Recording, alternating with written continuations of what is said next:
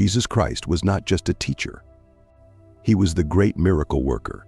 He was the Savior who stepped into ordinary moments and turned them into wonders. Everywhere he went, something powerful happened. The blind opened their eyes. The sick stood up and walked. Storms calmed down at his voice.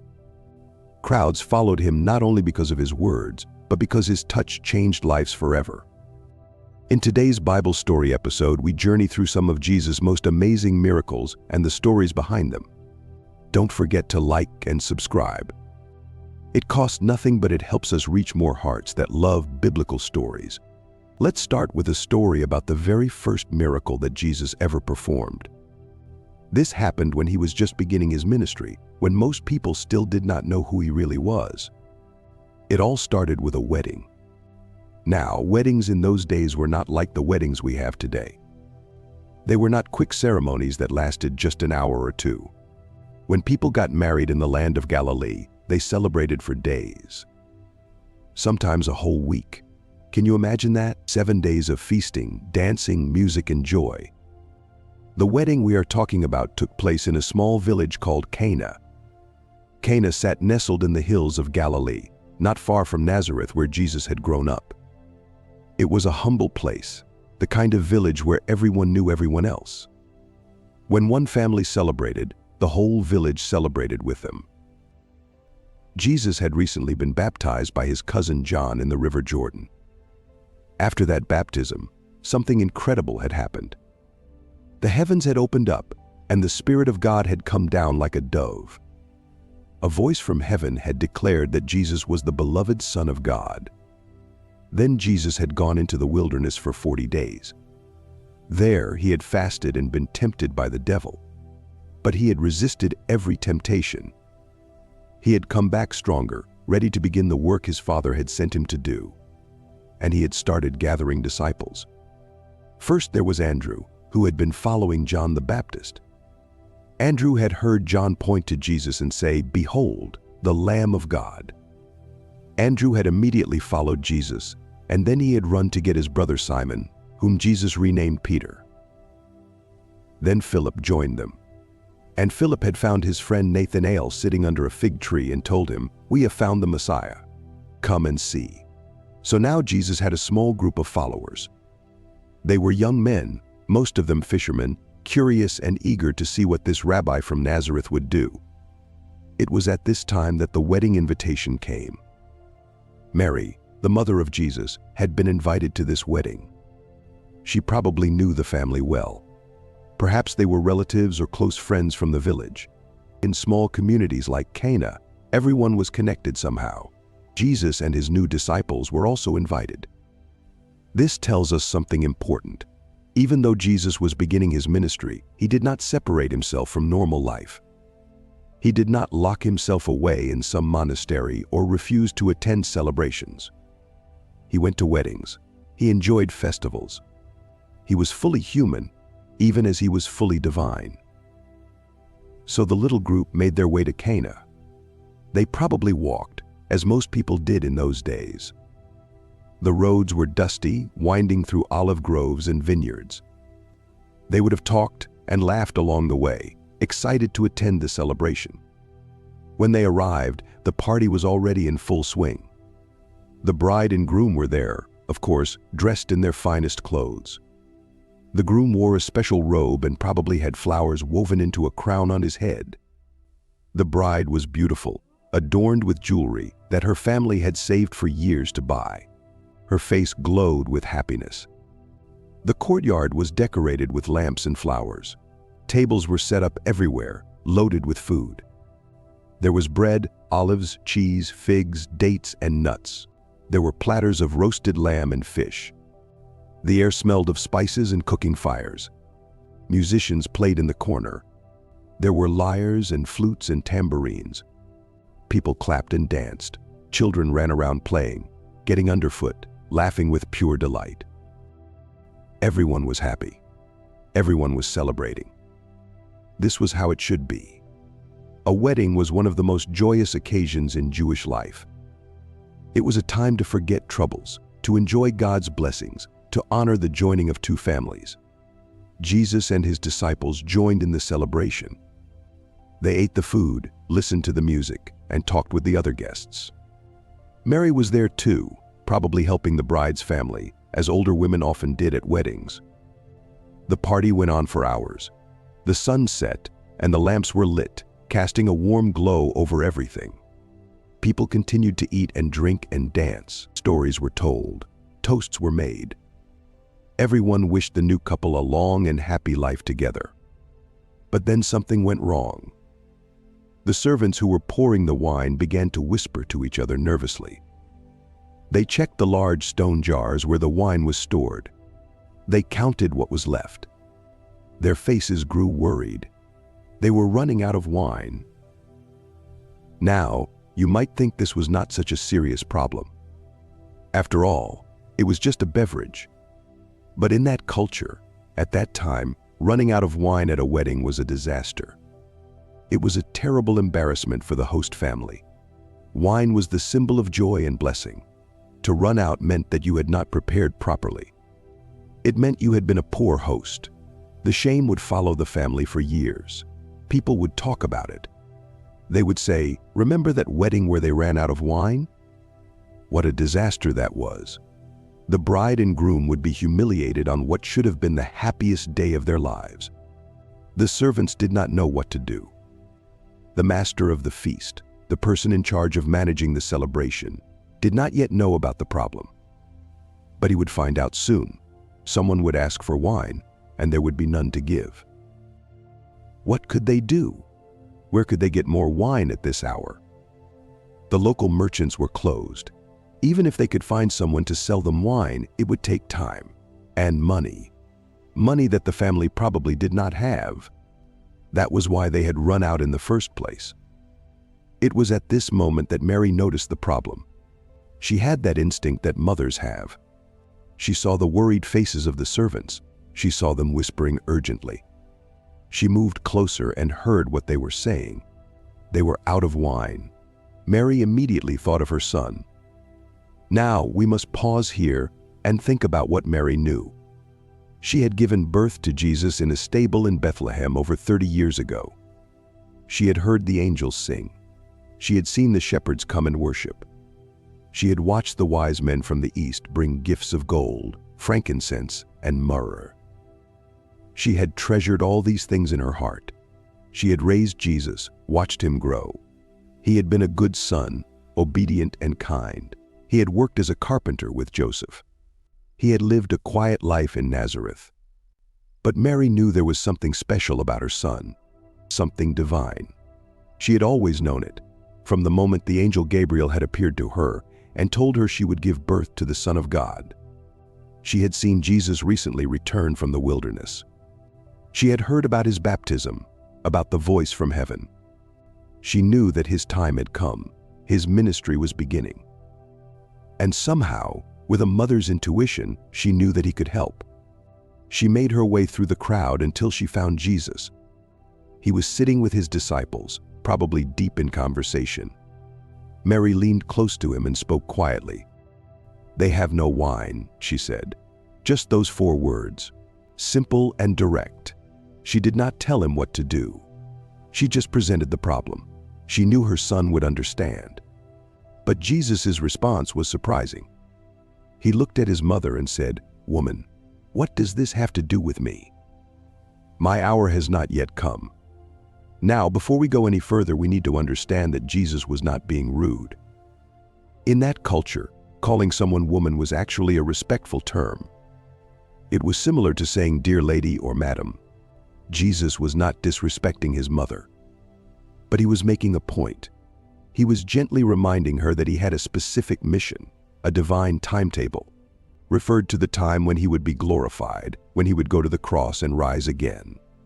That was the ultimate purpose of his coming to earth. This wedding, this little problem with the wine, it seemed like such a small thing compared to his grand mission. Why should he reveal his divine power here, now for this? Was it really time? Was this the moment to begin showing the world who he truly was? Jesus was wrestling with this question. He knew that once he started performing miracles, there would be no going back. people would follow him. They would have expectations. The religious leaders would start to oppose him. The path to the cross would truly begin. But Mary, his mother, did something very wise. She did not argue with him. She did not press him or try to convince him. She simply turned to the servants who were standing nearby, wringing their hands with worry. She pointed to Jesus and said to them, "Do whatever he tells you." Then she walked away. Think about the faith in those words. Do whatever he tells you. Mary had complete confidence that her son would do something. She did not know what, but she trusted him. And her simple act of faith must have touched Jesus' heart. He looked at the servants. They looked back at him with hopeful, desperate eyes. Behind them, the party continued. People were laughing, unaware that anything was wrong. But soon, very soon, someone would ask for wine, and there would be none. Jesus made his decision. Nearby, against the wall, there were 6 large stone water jars.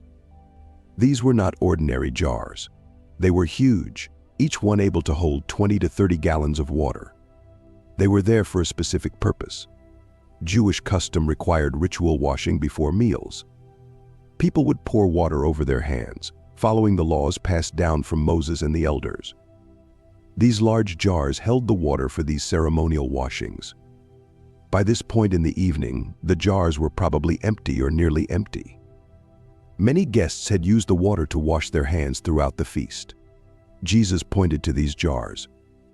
"Fill the jars with water," he told the servants. The servants looked confused. Water? They needed wine, not water. But they remembered what Mary had said, "Do whatever he tells you." So they obeyed. They took pitchers and jugs and went to the well. They drew water, lots and lots of water. Then they came back and began pouring it into the stone jars. It was hard work. Remember, each jar could hold 20 to 30 gallons. 6 jars meant they needed to bring around 150 gallons of water. That's a lot of water. They had to make many trips to the well. The servants must have wondered what this strange rabbi was doing. How would filling jars with water solve their problem? But they kept working. They poured and poured until each jar was filled right to the brim. Not half full, not 3/4 full, but completely full. The water nearly spilled over the top. They were tired when they finished. They stood there, sweating, breathing hard, looking at Jesus. What now? Jesus looked at them calmly. Then he said something even stranger. "Now draw some out and take it to the master of the feast." Draw some out. But it was just water. Were they supposed to serve water to the master of the feast and pretend it was wine? That would only make things worse. They would look like fools. But again, they remembered Mary's words, "Do whatever he tells you." One of the servants took a cup. He dipped it into one of the stone jars. He pulled it up, and the cup was filled with liquid. But here's where the miracle happened. The servant looked down at the cup in his hand. His eyes went wide. He blinked and looked again. He could not believe what he was seeing. The liquid in the cup was not clear like water. It was deep red, the rich red of wine. He lifted the cup to his nose and sniffed. The aroma of wine filled his nostrils. Not just any wine, but good wine. The kind of wine that made your mouth water just from smelling it. The other servants crowded around. They stared at the cup. Then they quickly dipped cups into the other jars. Each one came up filled with the same beautiful red wine. But none of them had seen Jesus touch the water. He had not spoken any magic words over it. He had not waved his hands or performed any elaborate ceremony. He had simply told them to fill the jars with water, and somehow, mysteriously, the water had become wine. The servants looked at Jesus with awe and wonder. But he simply nodded toward the master of the feast. "Take it to him," Jesus said quietly. So the servant, hands trembling with excitement, carried the cup of wine to the master of the feast. This man was responsible for making sure the celebration ran smoothly. He was the one who tasted the food, who directed the servants, who made sure the guests were happy. The servant handed him the cup. The master of the feast took it without thinking much about it. He was probably tired. It had been a long celebration. He raised the cup to his lips and took a sip. Then he paused. His eyebrows went up. He took another sip, this time slowly, letting the wine roll across his tongue. His eyes lit up with surprise and pleasure. This was good wine. No, not just good. This was excellent wine. The best wine he had tasted all evening. But how could this be? He knew what usually happened at weddings. The host would serve the good wine first, when people arrived and their taste buds were fresh. Then, as the party went on and people had drunk quite a bit, the host would bring out the cheaper wine. By that point, people's senses were dulled. They would not notice the difference. This was common practice. Everyone did it. No one complained because everyone understood how it worked. But this wine was extraordinary. Where had it come from? The master of the feast immediately went looking for the bridegroom. He found him greeting some guests and pulled him aside. "Everyone serves the good wine first," he said, holding up the cup. "Then, when people have drunk freely, they serve the cheap wine. But you have kept the good wine until now." The bridegroom looked confused. He had not ordered any more wine. He did not know anything about this. He took the cup from the master of the feast and tasted it himself. His face showed the same surprise. This was indeed excellent wine. But where had it come from? Word began to spread through the party. People started talking. "Had you tasted the new wine?" It was incredible. Better than anything they had been served all evening. Guests lined up, and the servants poured cup after cup from the stone jars. There was plenty for everyone, 150 gallons. That's about 750 bottles of wine in today's measurements. The party could go on for days more, and they still would not run out. But here's what's beautiful about this whole thing. Most of the people at the wedding never knew what had happened. They did not know there had been a crisis. They did not know they had almost been humiliated by running out of wine. They just enjoyed the excellent vintage that was served, never realizing they were drinking a miracle. The servants knew, of course. They had drawn the water. They had seen it become wine. They would never forget this night. And the disciples of Jesus knew. They had been watching. They had seen everything. And now they understood something profound. They were not following an ordinary rabbi. They were following someone who had power over the very laws of nature. Someone who could transform one thing into another with just a word. Someone who cared about people, even about something as simple as saving a family from embarrassment at a wedding. This was not a flashy miracle. Jesus did not call attention to himself. He did not stand up and announce what he was doing. He performed the miracle quietly, almost secretly. Only a handful of people even knew it had happened. But that made it even more powerful. It showed that Jesus cared about the small things in life. He cared about joy and celebration. He cared about protecting people's dignity. He cared about a bride and groom having a good start to their marriage. Some religious leaders of that time thought God only cared about serious, spiritual matters. They thought joy and celebration were somehow less important than prayer and fasting. They frowned on parties and dancing. But here was Jesus, the Son of God, using his divine power to keep a party going. The party continued late into the night. People danced and sang. They drank the miraculous wine and never knew how blessed they were. The bride and groom were happy. The crisis had been averted. The celebration was a complete success. And somewhere in that courtyard, probably sitting quietly with his disciples, was Jesus. He had revealed his glory, but only to those who had eyes to see it. His disciples believed in him more deeply now. They had seen proof of his power.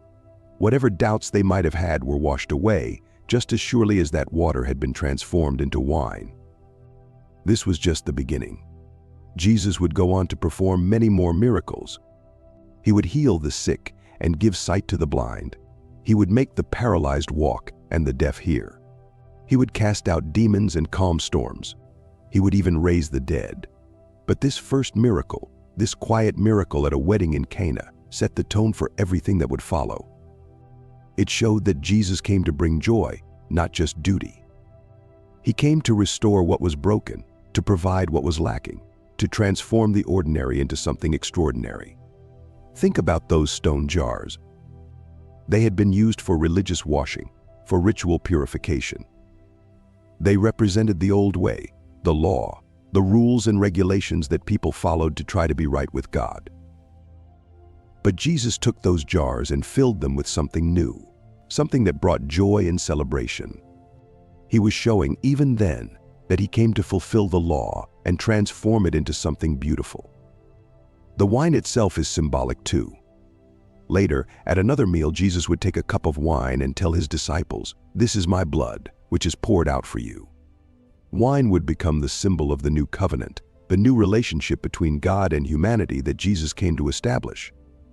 But here at Cana, the wine was just wine. It was for celebration and happiness. It was God's gift to make a wedding feast complete. Mary, the mother of Jesus, fades into the background of the story after setting everything in motion. But she must have watched the whole thing unfold with a mother's pride and joy. She had trusted her son, and he had come through in the most amazing way. The servants probably told the story for the rest of their lives. "I was there," they would say. "I drew the water myself. I carried it to the jars. And when I dipped my cup in, it was wine, the best wine I've ever tasted." As for the bride and groom, they probably never knew how close they had come to disaster. They lived happily, always remembering their wonderful wedding, never realizing that the Son of God had been there, quietly making sure their joy was complete. And that's perhaps the most wonderful part of all. Jesus did not need credit. He did not need applause or recognition. He simply saw a need and met it. He saw people who were about to be hurt and embarrassed, and he protected them. This is the heart of God. This is what God is like. He cares about our lives, even the small details. He wants us to have joy. He wants our celebrations to be complete. He wants to take the ordinary water of our lives and transform it into something rich and wonderful. The miracle at Cana was Jesus' way of announcing himself to the world, but he did it so gently, so quietly, that most people missed it entirely. Only those who were paying attention, only those who had faith, only those who did what he said, got to see the miracle unfold. And isn't that how it still is today? Jesus is still transforming lives, still turning emptiness into fullness, still bringing joy where there was lack. But you have to be paying attention. You have to have faith. You have to be willing to do what he says, even when it doesn't make sense. The servants must have thought Jesus was crazy when he told them to fill those jars with water. But they did it anyway. And because they obeyed, they got to see something miraculous. That's the lesson for all of us. When Jesus tells us to do something, even if it seems strange or pointless, we should do it. Because he sees what we cannot see.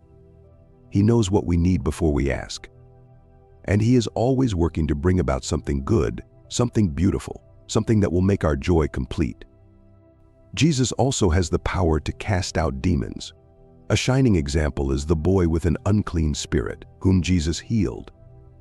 Jesus has been casting out fierce demons, but the manner and circumstances behind the boy with unclean spirit is fascinating. Jesus had taken 3 of his disciples up a high mountain, Peter, James, and John. Just the 4 of them, climbing through the rocks and the wind until they reached the top. And there, something incredible happened. Jesus changed before their eyes. His face began to shine like the sun. His clothes became as white as lightning. Moses and Elijah appeared and talked with him. A bright cloud covered them, and the voice of God himself thundered from heaven. "This is my son, whom I love. Listen to him." The 3 disciples fell face down on the ground in terror. They had seen the glory of God. They had witnessed something that human eyes were never meant to see. And when they finally looked up, everything was normal again. Just Jesus standing there looking like himself. "Get up," Jesus said gently. "Do not be afraid." They walked back down the mountain together.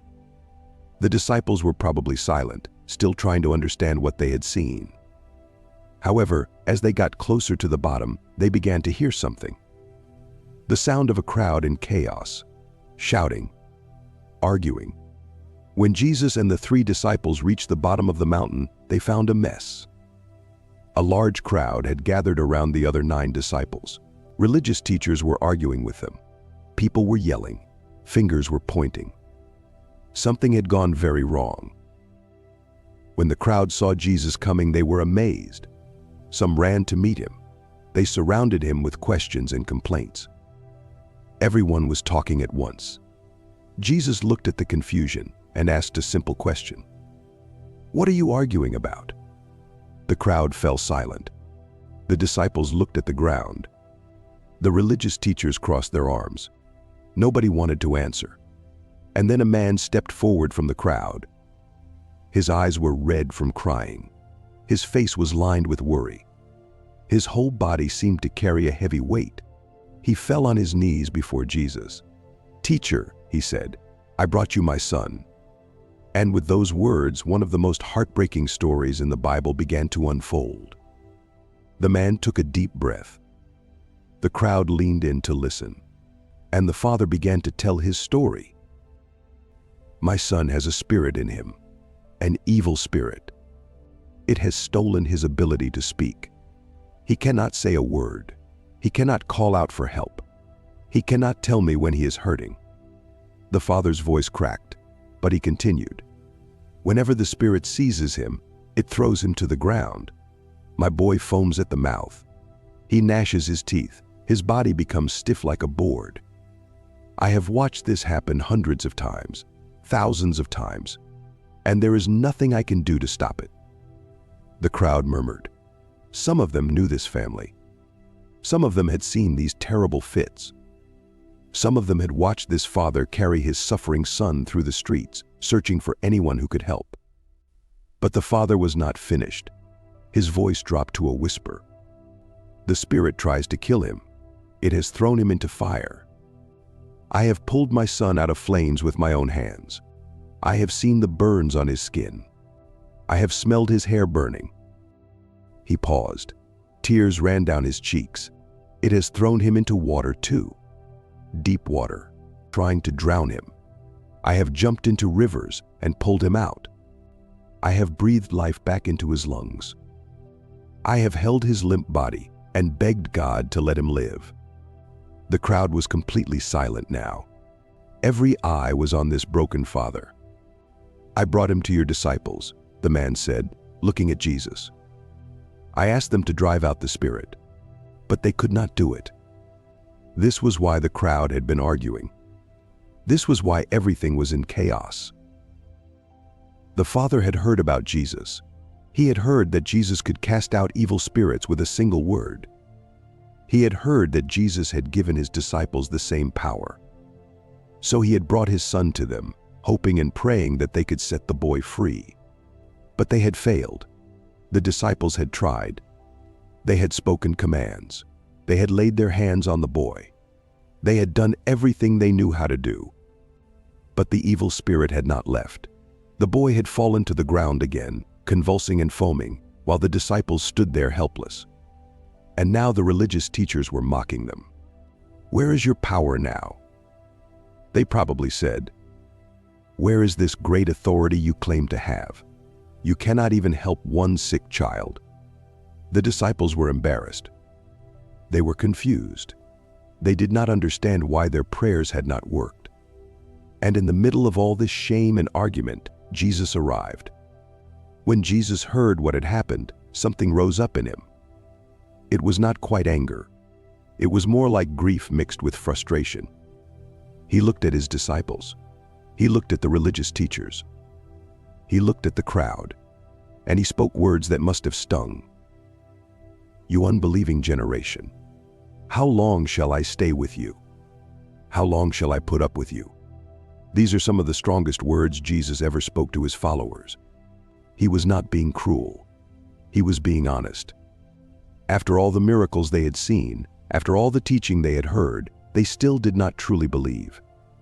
They still did not understand who he was or what he could do. But Jesus did not walk away. He did not abandon them to their unbelief. Instead, he gave a command, "Bring the boy to me." The crowd parted. Someone went to get the boy, and then they brought him forward. The moment the boy came near Jesus, something happened. The evil spirit inside him seemed to sense who Jesus was. It knew it was facing its enemy. It knew its time of tormenting this child was coming to an end. And so it attacked. The spirit threw the boy to the ground violently. The child fell and began rolling around. His body twisted and jerked. Foam poured from his mouth. His eyes rolled back in his head. The crowd gasped and stepped backward. But Jesus did not flinch. He did not panic. He did not rush. Instead, he turned to the Father and asked a question. How long has he been like this? The Father was watching his son convulse on the ground. His heart was breaking all over again. But he answered, "From childhood, since he was just a little boy. This spirit has been trying to destroy him for years." The Father fell to his knees again. His voice was desperate now. His words tumbled out in a rush. "If you can do anything, please take pity on us. Please help us." Jesus heard those words. "If you can." He looked at the Father with eyes full of compassion, but also challenge. "If you can," Jesus repeated. "Everything is possible for one who believes." Do you hear what Jesus was saying? The question was never about whether Jesus could heal the boy. The question was about faith. The question was about whether this father would believe. The Father understood. And in that moment, he gave one of the most honest answers in all of Scripture. He cried out with tears streaming down his face. "I do believe. Help me overcome my unbelief." What a beautiful prayer. What a perfect prayer. The Father was not pretending to be stronger than he was. He was not claiming to have perfect faith. He was admitting the truth. Part of him believed. Part of him doubted. And he was asking Jesus to help him with both. While Jesus was talking with the Father, the crowd was growing. More people were coming to see what was happening. They were pressing in closer and closer, trying to get a better view. Jesus saw the crowd running toward them. He knew that this moment needed to happen now. Not as a spectacle for curious onlookers, but as an act of mercy for a suffering child and a desperate father. He turned to the boy who was still lying on the ground, still being tormented by the evil spirit. And Jesus spoke directly to the spirit with complete authority. "You deaf and mute spirit, I command you, come out of him and never enter him again." The evil spirit heard the command of Jesus, and it knew it had to obey. But it did not go quietly. The spirit screamed. The sound that came out of the boy was horrible. It was not a human sound. It was the sound of something ancient and evil being forced to release its grip on a child it had tormented for years. The spirit threw the boy into violent convulsions, worse than anything that had come before. The boy's body shook and twisted. The crowd watched in horror. And then, suddenly, it was over. The boy lay completely still. His body was limp. His eyes were closed. He was not moving at all. Someone in the crowd whispered what everyone was thinking. "He is dead." They had seen enough death to know what it looked like. The boy was not breathing. His face was pale. He looked exactly like a corpse. The father must have felt his heart stop. After everything, after all these years of fighting to keep his son alive, had it ended like this? Had the spirit finally succeeded in killing the child? But Jesus knew something the crowd did not know. He bent down. He reached out his hand. And he took the boy by the hand. This is what Jesus does. He reaches into our darkest moments. He takes us by the hand. He lifts us up when we cannot lift ourselves. Jesus pulled the boy to his feet. And the boy stood up. He stood up. The crowd gasped. The father cried out in joy. The disciples stared in amazement. The boy was alive. The boy was well. The boy was free. For the first time in years, perhaps for the first time in his life, this child was not being tormented. The spirit was gone, really gone, never to return again. Jesus had commanded it, and it had obeyed. The father ran to his son. He wrapped his arms around him. He probably could not stop crying. All those years of suffering, all those nights of fear, all those moments of pulling his child out of fire and water. It was over. His son was healed. Later, when Jesus went indoors, the disciples came to him privately. They had a question that had been burning in their minds ever since they had failed to help the boy. Why couldn't we drive the spirit out? It was an honest question. Jesus had given them authority over evil spirits. They had cast out demons before. Why had this one been different? Why had they failed when this father needed them most? Jesus gave them a straight answer. This kind can come out only by prayer. Some of the oldest copies of the Bible add another word. This kind can come out only by prayer and fasting. What did Jesus mean? He meant that some battles are harder than others. Some enemies are stronger than others. Some situations require more than just going through the motions. They require deep, serious, focused prayer. They require a relationship with God that is real and alive and active. The disciples had tried to cast out the spirit using the right words and the right actions. But they had not been connected to the source of power. They had not been walking closely with God. They had treated spiritual warfare like a technique instead of a relationship. Jesus was teaching them that real power comes from real prayer. Real authority comes from real connection with the Father. You cannot just speak commands into the air and expect things to happen. You must be in constant communication with God. You must depend on Him completely. The Bible does not pretend that evil spirits do not exist. They are real. They are dangerous. They hate humanity and want to destroy us. This boy had been tormented since childhood by a spirit that wanted to kill him. Evil is not just an idea or a concept. It is a force that seeks to harm and destroy. But here is the good news. Jesus has complete authority over evil. And so is anyone who truly believes in Him. If you think this is too miraculous, wait until you hear the story of the woman with the issue of blood who was healed from a devastating disease. The Bible never tells us her name, but God knows her name. And that is what matters most. This woman lived in a small town somewhere in the region of Galilee. She had a house once. She had money once. She had friends and neighbors and a normal life once. But that was before the sickness came. 12 years before our story begins, something went wrong inside her body. She started to bleed, and she could not stop. Now, I need you to understand something important. In those days, this kind of sickness was not just a medical problem. It was a social disaster. It was a spiritual catastrophe. According to the religious laws of her people, a woman who bled like this was considered unclean. Being unclean meant she could not go to the temple to worship God. Being unclean meant she could not touch other people without making them unclean too. Being unclean meant she had to live apart, separate, alone.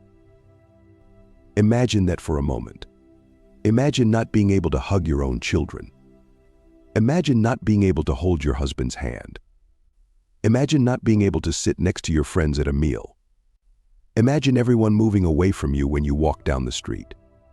Not because they hate you, but because the law says you are unclean. This was her life. Day after day, week after week, month after month, year after year, for 12 long years, she tried everything to get well. The Bible tells us that she went to many doctors. She spent all her money on treatments and medicines and cures. She drank bitter herbs. She followed strange diets. She let them poke and prod and examine her. She did everything they told her to do. But nothing worked. In fact, she got worse. The bleeding continued. The doctors took her money and shrugged their shoulders and sent her home. and she had less than nothing left. No health, no money, no hope. Have you ever felt that kind of despair? Have you ever tried everything and found that nothing works? Have you ever spent everything you have on a problem that will not go away? If you have, then you understand this woman. You understand the weight she carried every single day. But then something changed. A rumor began to spread through the towns and villages of Galilee. People were talking about a man, a teacher, a healer. His name was Jesus. They said he was from Nazareth, a tiny town that nobody cared about. They said he was a carpenter's son. But they also said he could do impossible things. They said he had healed a man with a skin disease just by touching him. They said he had made a paralyzed man walk.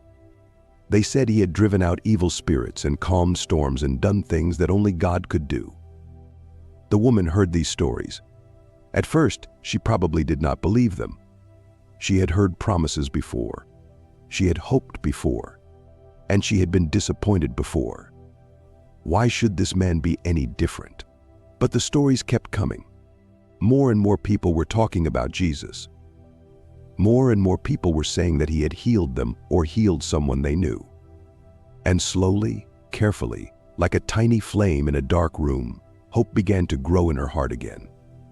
What if it was true? What if this Jesus really could heal people? What if he could heal her? She knew the risks. If she went out into a crowd, she would be breaking the law. Every person she brushed against would become unclean because of her. If anyone found out about her condition, they would be angry. They might even throw stones at her. But she was desperate. 12 years of suffering had made her brave. 12 years of isolation had made her willing to try anything. So she made a plan. Jesus had crossed the Sea of Galilee in a boat. When he reached the shore, a huge crowd was waiting for him. They pressed around him from every side. They pushed and shoved and called out his name. Everyone wanted something. Everyone needed something. In the middle of all this chaos, the woman had wrapped herself in a cloak, covering her face so that no one would recognize her. She moved carefully, slowly, trying not to touch anyone. But it was impossible. There were too many people. Bodies pressed against her from every direction. Her heart was pounding. Her hands were shaking. She was breaking every rule she had been taught. But she did not turn back. She kept moving forward, closer and closer to Jesus. She had told herself something. She had made herself a promise. If I just touch his clothes, she thought, I will be healed. Not his hand, not his face, just his clothes, just the edge of his cloak. That would be enough. She believed it with her whole heart. She was so close now, she could see his back. She could see the fabric of his robe moving as he walked. Just a few more steps. People were bumping into her. Feet were stepping on her sandals. But she did not care. She stretched out her hand. Her fingers trembled. And then she touched him. Just the edge of his cloak. Just the hem of his garment. Just the smallest possible contact. And immediately, something happened. She felt it in her body. The bleeding stopped. Just like that. After 12 years of suffering, after 12 years of doctors and medicines and disappointments, it was over. She could feel it. She knew it. She was healed. Her knees went weak. Tears filled her eyes. She wanted to laugh and cry and shout all at the same time. She was free. She was clean. She was whole. But before she could slip away into the crowd, something else happened. Jesus stopped walking. He turned around. His eyes scanned the crowd, and he asked a question that made everyone freeze. Who touched my clothes? The disciples looked at Jesus like he had lost his mind. Peter spoke up, probably with a hint of frustration in his voice. You see the people crowding against you. Everyone is touching you. How can you ask who touched you? It was a fair point. There were dozens of people pressing against Jesus at that very moment. Hands were grabbing at him. Bodies were bumping into him. Why was he asking about one touch? But Jesus knew the difference. He had felt power go out from him. This was not an accidental brush of a shoulder. This was not a casual bump in a crowd. Someone had touched him with faith. Someone had reached out to him believing that he could change their life. And Jesus wanted to know who. He kept looking around. His eyes moved from face to face. He was not angry. He was not trying to punish anyone. He simply wanted to find the person who had touched him with such faith. The woman was terrified. She had thought she could sneak in and sneak out. She had thought she could get her healing without anyone knowing. But now Jesus was looking for her. Now everyone was waiting. Now she had no choice. She came forward. She was trembling all over. She fell at his feet, right there in the dirt, in front of all those people. And she told him everything. She told him about the 12 years of bleeding. She told him about the doctors who took her money. She told him about the loneliness and the shame and the despair. She told him about the moment she heard his name and started to hope again. She told him about touching his cloak and feeling the healing power rush through her body. She told him the whole truth. The crowd was silent. Everyone was watching. What would Jesus do? Would he be angry that an unclean woman had touched him?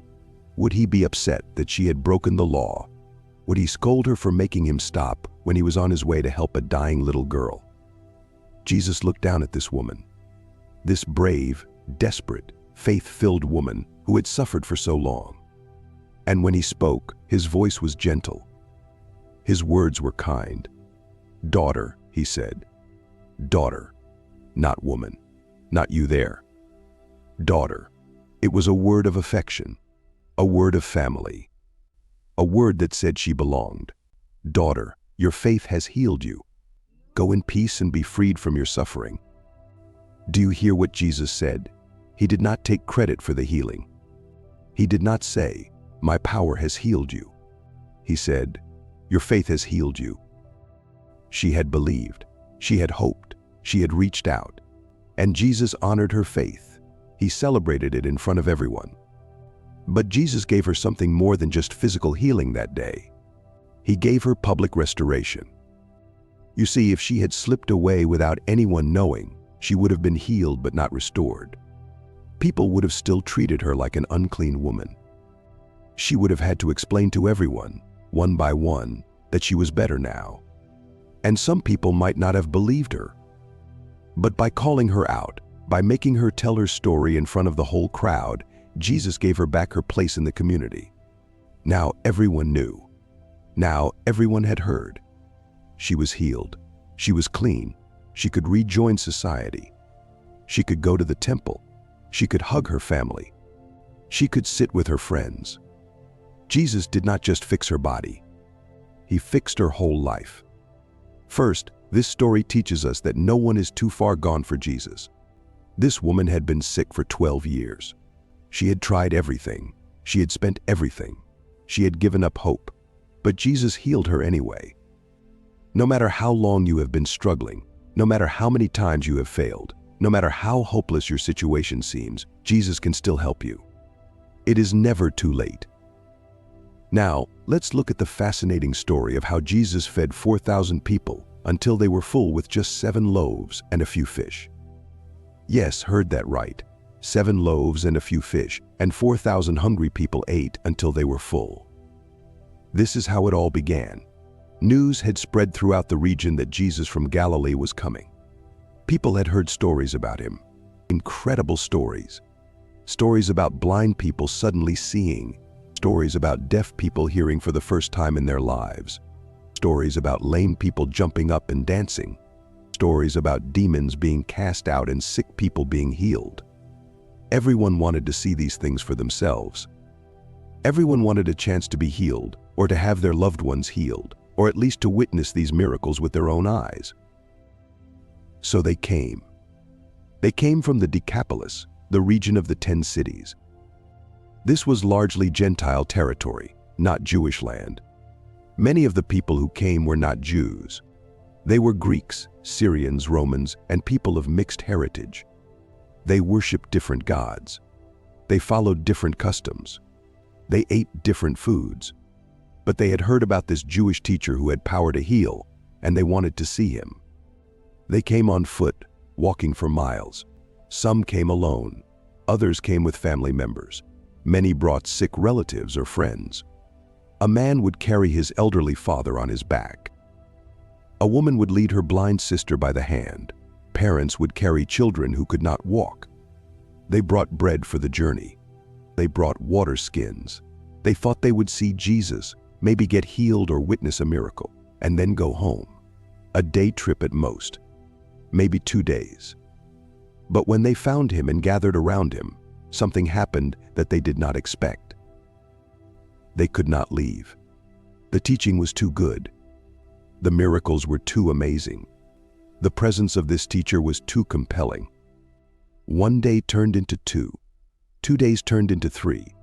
People sat on the hillside in the hot sun. There was no shade except for a few scattered trees.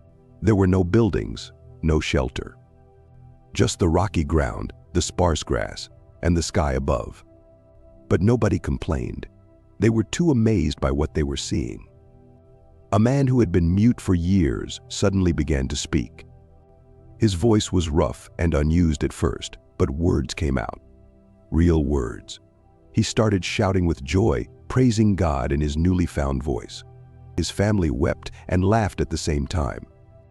A woman who had been bent double for so long that she could only look at the ground was suddenly straightened.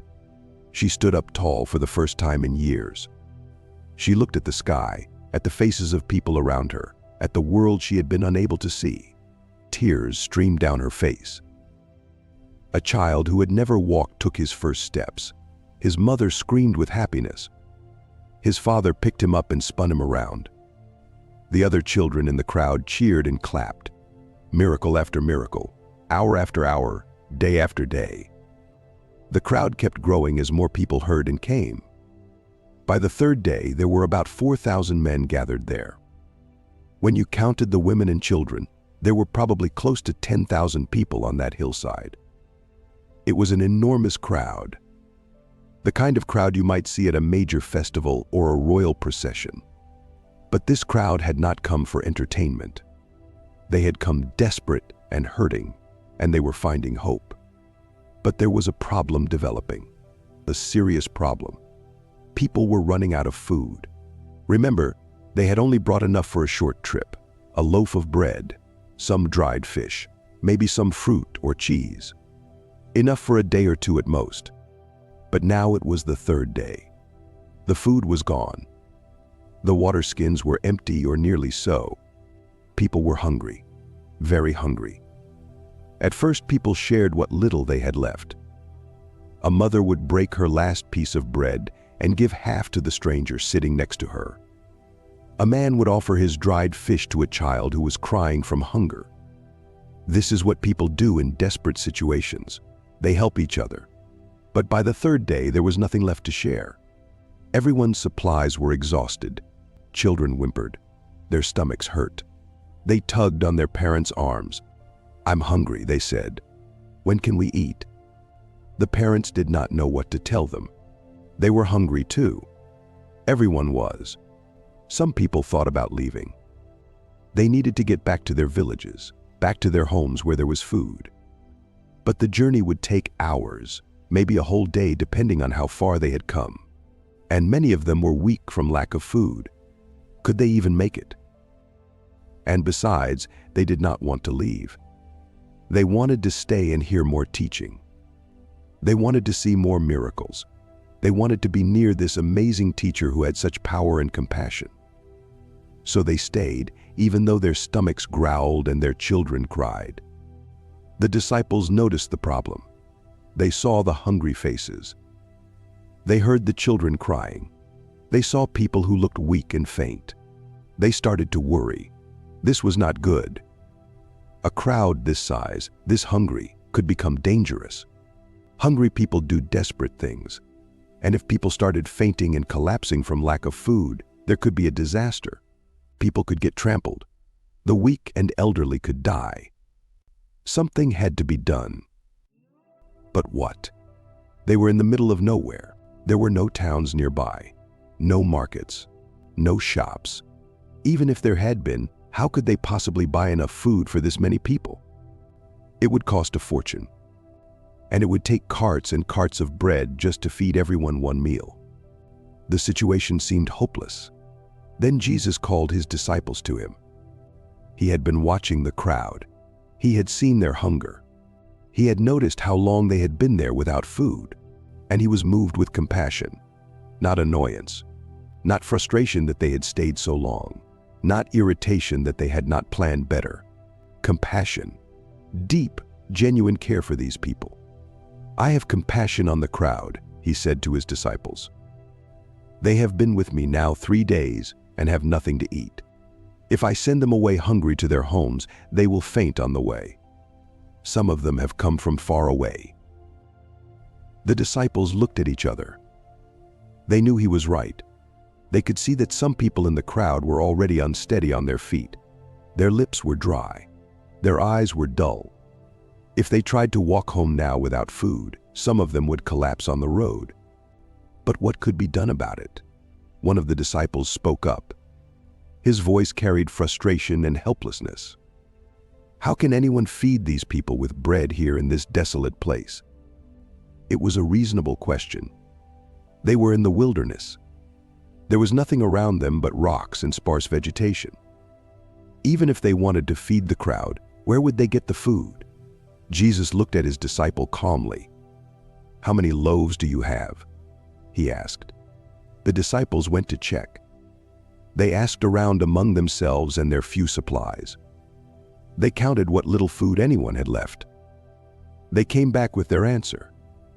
7 loaves, they said, and a few small fish. 7 loaves, a few small fish, for a crowd of 4,000 men, plus women and children. It was laughable. It was nothing. 7 loaves might feed 7 people, maybe a dozen if you stretched it. But thousands? Impossible. Yet Jesus did not seem concerned by the impossibility of the situation. He simply gave instructions. "Tell the crowd to sit down on the ground," he said. The disciples moved through the crowd, passing the word. "Sit down. Everyone sit down on the ground." People obeyed, though they must have wondered what was happening. They had been sitting and standing for 3 days. They knew the pattern by now, but something felt different this time. There was an expectation in the air. Families sat together. Friends clustered in groups. The elderly lowered themselves carefully to the rocky ground. Parents helped their children sit. Gradually, the massive crowd settled down. 4,000 men, women, children, all sitting, all waiting, all watching to see what would happen next. Jesus took the 7 loaves in his hands. Someone also brought him the few small fish they had found. 7 loaves, a few fish, that was all. Then Jesus looked up toward heaven. His lips moved. He was giving thanks. He was blessing the food. This might have seemed strange to some in the crowd. Why give thanks for food that was not nearly enough? Why bless a meal that could not possibly feed everyone? But he did it anyway. He thanked God for the provision. He blessed the loaves and the fish. Then he broke the bread. Piece by piece he broke it. He tore the fish into portions, and he gave the pieces to his disciples. "Distribute this to the crowd," he told them. The disciples took the bread and fish in their hands. They must have looked at the small portions and wondered how this would work. 7 loaves, a few fish, thousands of hungry people. But they obeyed. They started walking through the crowd, giving out the food. And then something extraordinary happened. Something that defied all logic and natural law. The food did not run out. The disciples kept breaking off pieces of bread. They kept tearing off portions of fish. They gave food to one person, then another, then another. They walked from group to group, from family to family, and there was always more in their hands. It was like the loaves and fish were reproducing themselves. Every time a disciple broke off a piece and handed it to someone, there was another piece ready to break off, and another, and another. They walked through the crowd, their arms never empty, their supply never exhausted. People took the bread and fish with trembling hands. At first, they did not understand what was happening. But as they began to eat, as they chewed and swallowed and felt the food filling their empty stomachs, they realized something miraculous was taking place. This was not normal bread. This was not ordinary fish. This was supernatural provision. Children who had been crying from hunger suddenly had food in their hands. They ate eagerly, their faces lighting up with relief and joy. Parents who had been anxiously watching their weak children now saw them eating and gaining strength. The elderly, who had been faint and dizzy, received food and felt energy returning to their tired bodies. Everyone ate. Not just a small bite to tide them over. Not just a taste. They ate real portions. They ate until their hunger was satisfied. They ate until they were full. 4,000 men, plus women and children, all eating from 7 loaves and a few fish. It should have been impossible. It was impossible. But it was happening. People in the crowd began to look at each other with wonder. They began to whisper and exclaim, "Are you seeing this? Where is all this food coming from?" Some of them remembered stories from their scriptures. The Jews in the crowd thought of the manna in the wilderness, when God had fed the Israelites for 40 years with bread from heaven. They thought of Elisha the prophet, who had fed 100 men with 20 loaves. But this was even more amazing. This was feeding thousands with almost nothing. The Gentiles in the crowd had their own moments of recognition. They had heard myths about gods providing feasts, but those were just stories. This was real. This was happening right in front of them. They were eating the proof. The disciples kept distributing food. They walked up and down the hillside, reaching every person, making sure no one was left out. The sick were fed. The elderly were fed. The children were fed. Everyone. And still, there was more food. Time passed. The sun moved across the sky. People ate slowly, savoring each bite. They had been so hungry. This food tasted better than anything they had ever eaten. Not because it was fancy or specially prepared, but because it came at their moment of greatest need. Mothers fed their babies. Fathers shared with their sons. Siblings divided portions with each other, even though there was plenty. Old habits die hard, and they had been rationing food for 3 days. But they did not need to ration anymore. There was enough. More than enough. People began to relax. The tension that had been building in the crowd for hours began to ease. Worried faces became peaceful and content. Children stopped whimpering and started playing again. People smiled. They laughed. They talked with their neighbors about this incredible thing that was happening. Finally, everyone had eaten as much as they wanted. People sat back, their hands on their full bellies, satisfaction on their faces. Some people even looked a little too full, the way you do after a big feast when you have eaten just a bit too much. The feeding was complete. The hunger was satisfied. The need was met. But the story was not over yet. Jesus gave another instruction to his disciples. "Gather up the leftover fragments," he said. "Let nothing be wasted."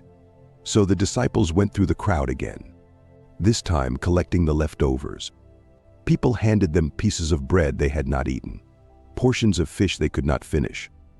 The disciples gathered it all into baskets. They filled one basket, then another, then another. When they were done, they had 7 large baskets full of leftover food. 7 baskets, from 7 loaves. They had started with 7 loaves and a few fish. After feeding thousands of people until they were completely satisfied, they had collected 7 baskets of leftovers, more than they had started with. The disciples stared at those baskets. They picked them up and felt the weight. These were real baskets, full of real food. This was not an illusion or a trick. This had actually happened. 4,000 men, plus women and children, fed until they were full. From 7 loaves and a few fish, with leftovers to spare. It was overwhelming. It was impossible, yet it had happened. The crowd began to disperse slowly. People stood up, stretching their legs. They gathered their things. They prepared to make the journey home. But they were different now than when they had arrived 3 days ago. Yes, many of them had been healed. That was wonderful.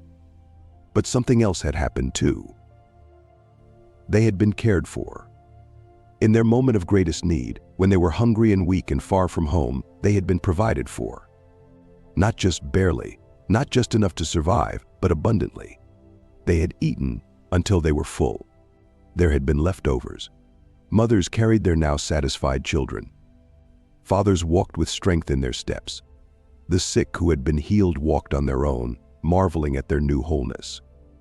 As they walked away from that hillside, they talked among themselves. They told and retold what had happened. They counted on their fingers, 7 loaves. Thousands of people. Everyone fed, 7 baskets of leftovers. It did not make sense.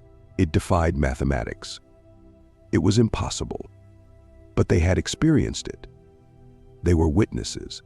They had eaten the miraculous food with their own mouths.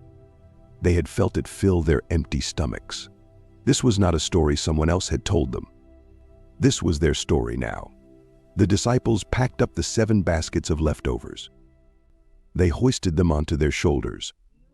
These baskets were physical proof of what had happened, tangible evidence of the miracle.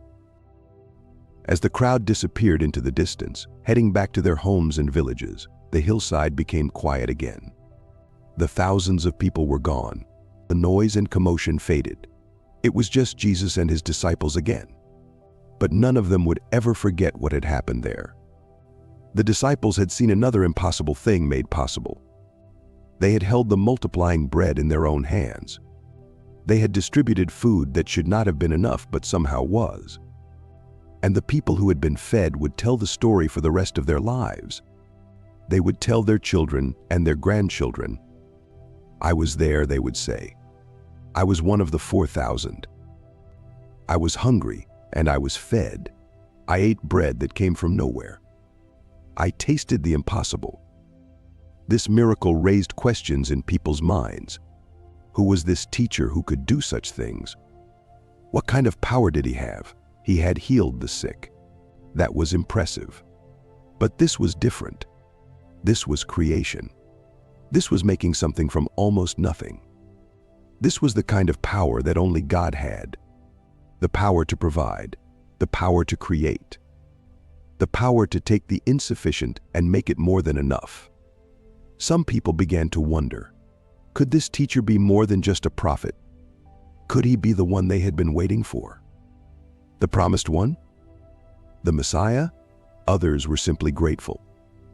They did not try to figure it all out. They just knew that they had been hungry, and now they were fed. They had been in need, and someone had met that need.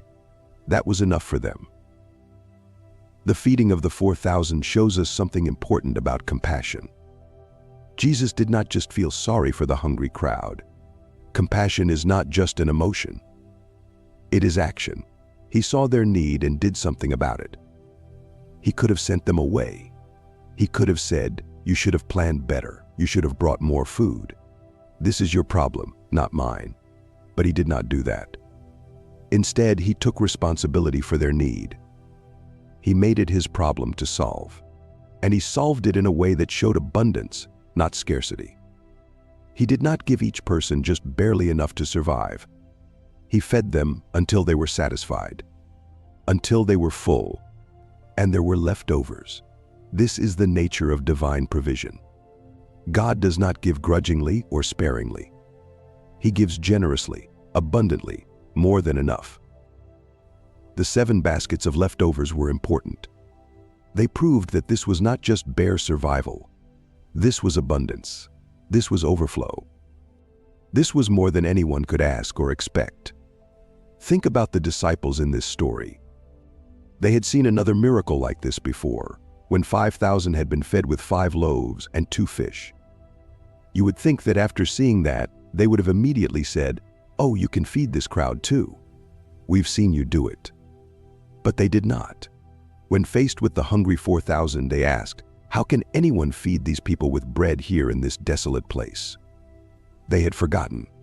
Or maybe they just could not quite believe it would happen again. Maybe they thought the first time was a one-off, a special exception. This shows us something about human nature. Even when we have seen miracles, even when we have experienced supernatural provision, we can still doubt when faced with a new need. We can still fall into worry and anxiety. But this also shows us something encouraging. Even though the disciples doubted, even though they could not see how the problem would be solved, they still obeyed when given instructions. They still distributed the bread and fish. They still participated in the miracle, even though they did not understand it. Sometimes obedience comes before understanding. Sometimes we do what we are told to do, even when it does not make sense, and then we see the miracle unfold. The story of the 4,000 is often overshadowed by the story of the 5,000. People remember the 5,000 more. But both stories are important. Both teach us vital lessons. Together, they show us that provision is not a one-time thing. God does not meet our needs once and then say, "That's it, you're on your own now." No, He meets our needs again and again. He provides over and over. The people in this story had come from the Decapolis, largely Gentile territory. This miracle showed that Jesus' compassion extended beyond just the Jewish people. He cared about everyone. He fed everyone. His provision was for all who came to Him in need. Now, do you still remember the healing of the blind man at Bethsaida? See, Jesus' power does not just stop at making things multiply. He also has the power to heal. On this particular day, Jesus and His disciples were traveling. So Jesus said to His disciples, "Come, let us go to Bethsaida." Bethsaida. The name means house of fishing. It was a small town on the northern shore of the Sea of Galilee.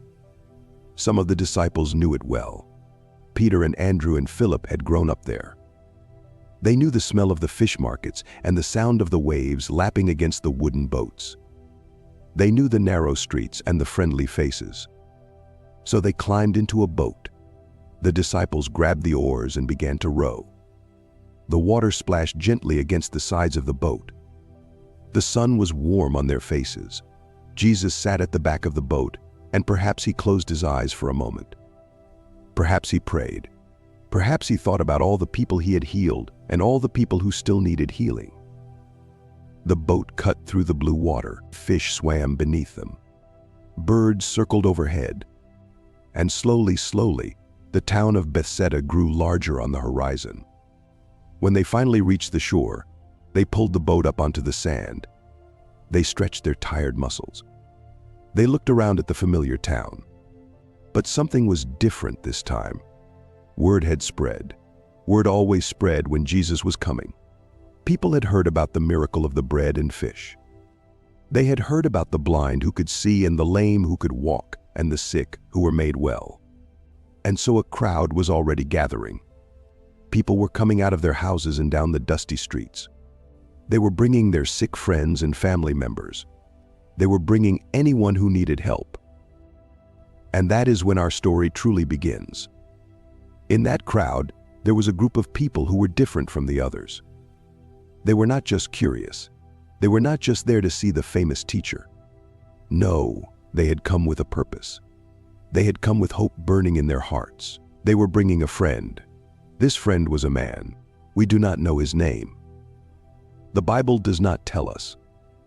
But that is okay. Sometimes the most important stories are about people whose names we never learn. Sometimes the most beautiful miracles happen to ordinary people who simply needed help. This man was blind. Now I want you to understand something. Being blind in those days was not like being blind today. Today, we have doctors and medicines and special schools and tools to help blind people live full lives. But back then, it was very different. Back then, if you were blind, your life was very, very hard. This man could not work.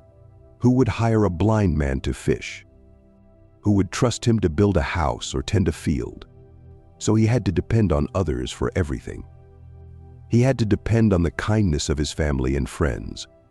He had to sit by the road and beg for coins. But let me tell you about his world. His world was a world of sounds and smells and textures.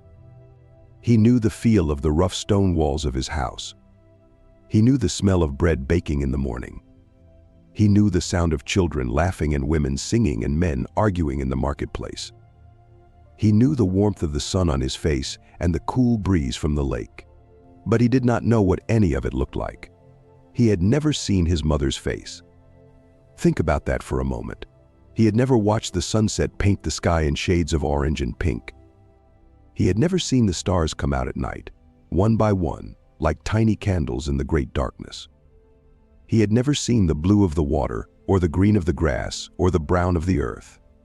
Some people said he had been born this way. Others said he had lost his sight when he was very young. Either way, he could not remember ever seeing anything.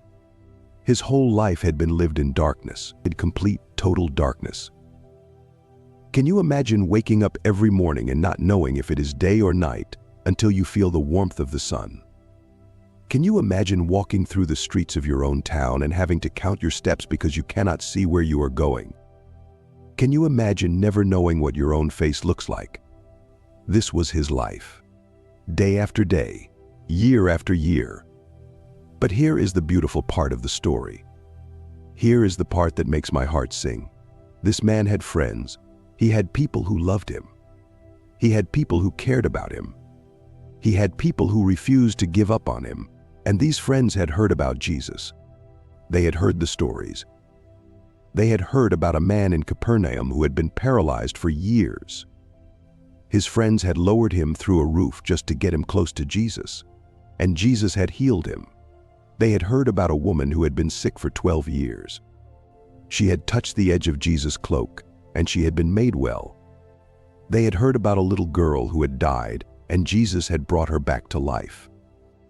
These friends of the blind man had heard all these stories, and they had started to hope. What if Jesus could help their friend? What if Jesus could give him something he had never had? What if Jesus could give him sight? So when they heard that Jesus was coming to Bethsaida, they went to their friend. They found him sitting in his usual spot, probably near the marketplace or by the town gate. They grabbed his hands. They pulled him to his feet. "Come with us," they said. "There is someone we want you to meet." The blind man did not resist. He let his friends lead him. He had learned long ago to trust the people who loved him. He put one foot in front of the other. He felt the ground beneath his sandals change from smooth stone to rough dirt. He heard the noise of the crowd getting louder and louder. "Where are we going?" he might have asked. "To see Jesus," his friends replied. And the blind man's heart began to beat faster. He had heard the stories too. He had heard about this teacher from Nazareth who could do impossible things. But he had never dared to hope that he might meet him. He had never dared to dream that Jesus might notice someone like him. But his friends believed. His friends had faith. And sometimes that is enough. The crowd was thick. People were pushing and shoving, trying to get close to Jesus. Everyone wanted something. Everyone had a need. Some wanted healing. Some wanted answers to their questions. Some just wanted to touch him, to see if the stories were true. The blind man's friends pushed through the crowd. They held on to their friend tightly, making sure he did not stumble, making sure he did not fall. They called out to people, asking them to make way. And slowly, step by step, they got closer to Jesus. Finally, they reached him. Jesus stood there, surrounded by his disciples. He looked tired but kind. His eyes were full of compassion. He looked at the friends and their blind companion, and he saw their faith. He saw their hope. He saw their love. The friends did not wait to be asked. They did not stand politely at a distance. They stepped forward. They brought their blind friend right up to Jesus. And then they did something beautiful. They begged Jesus to touch him.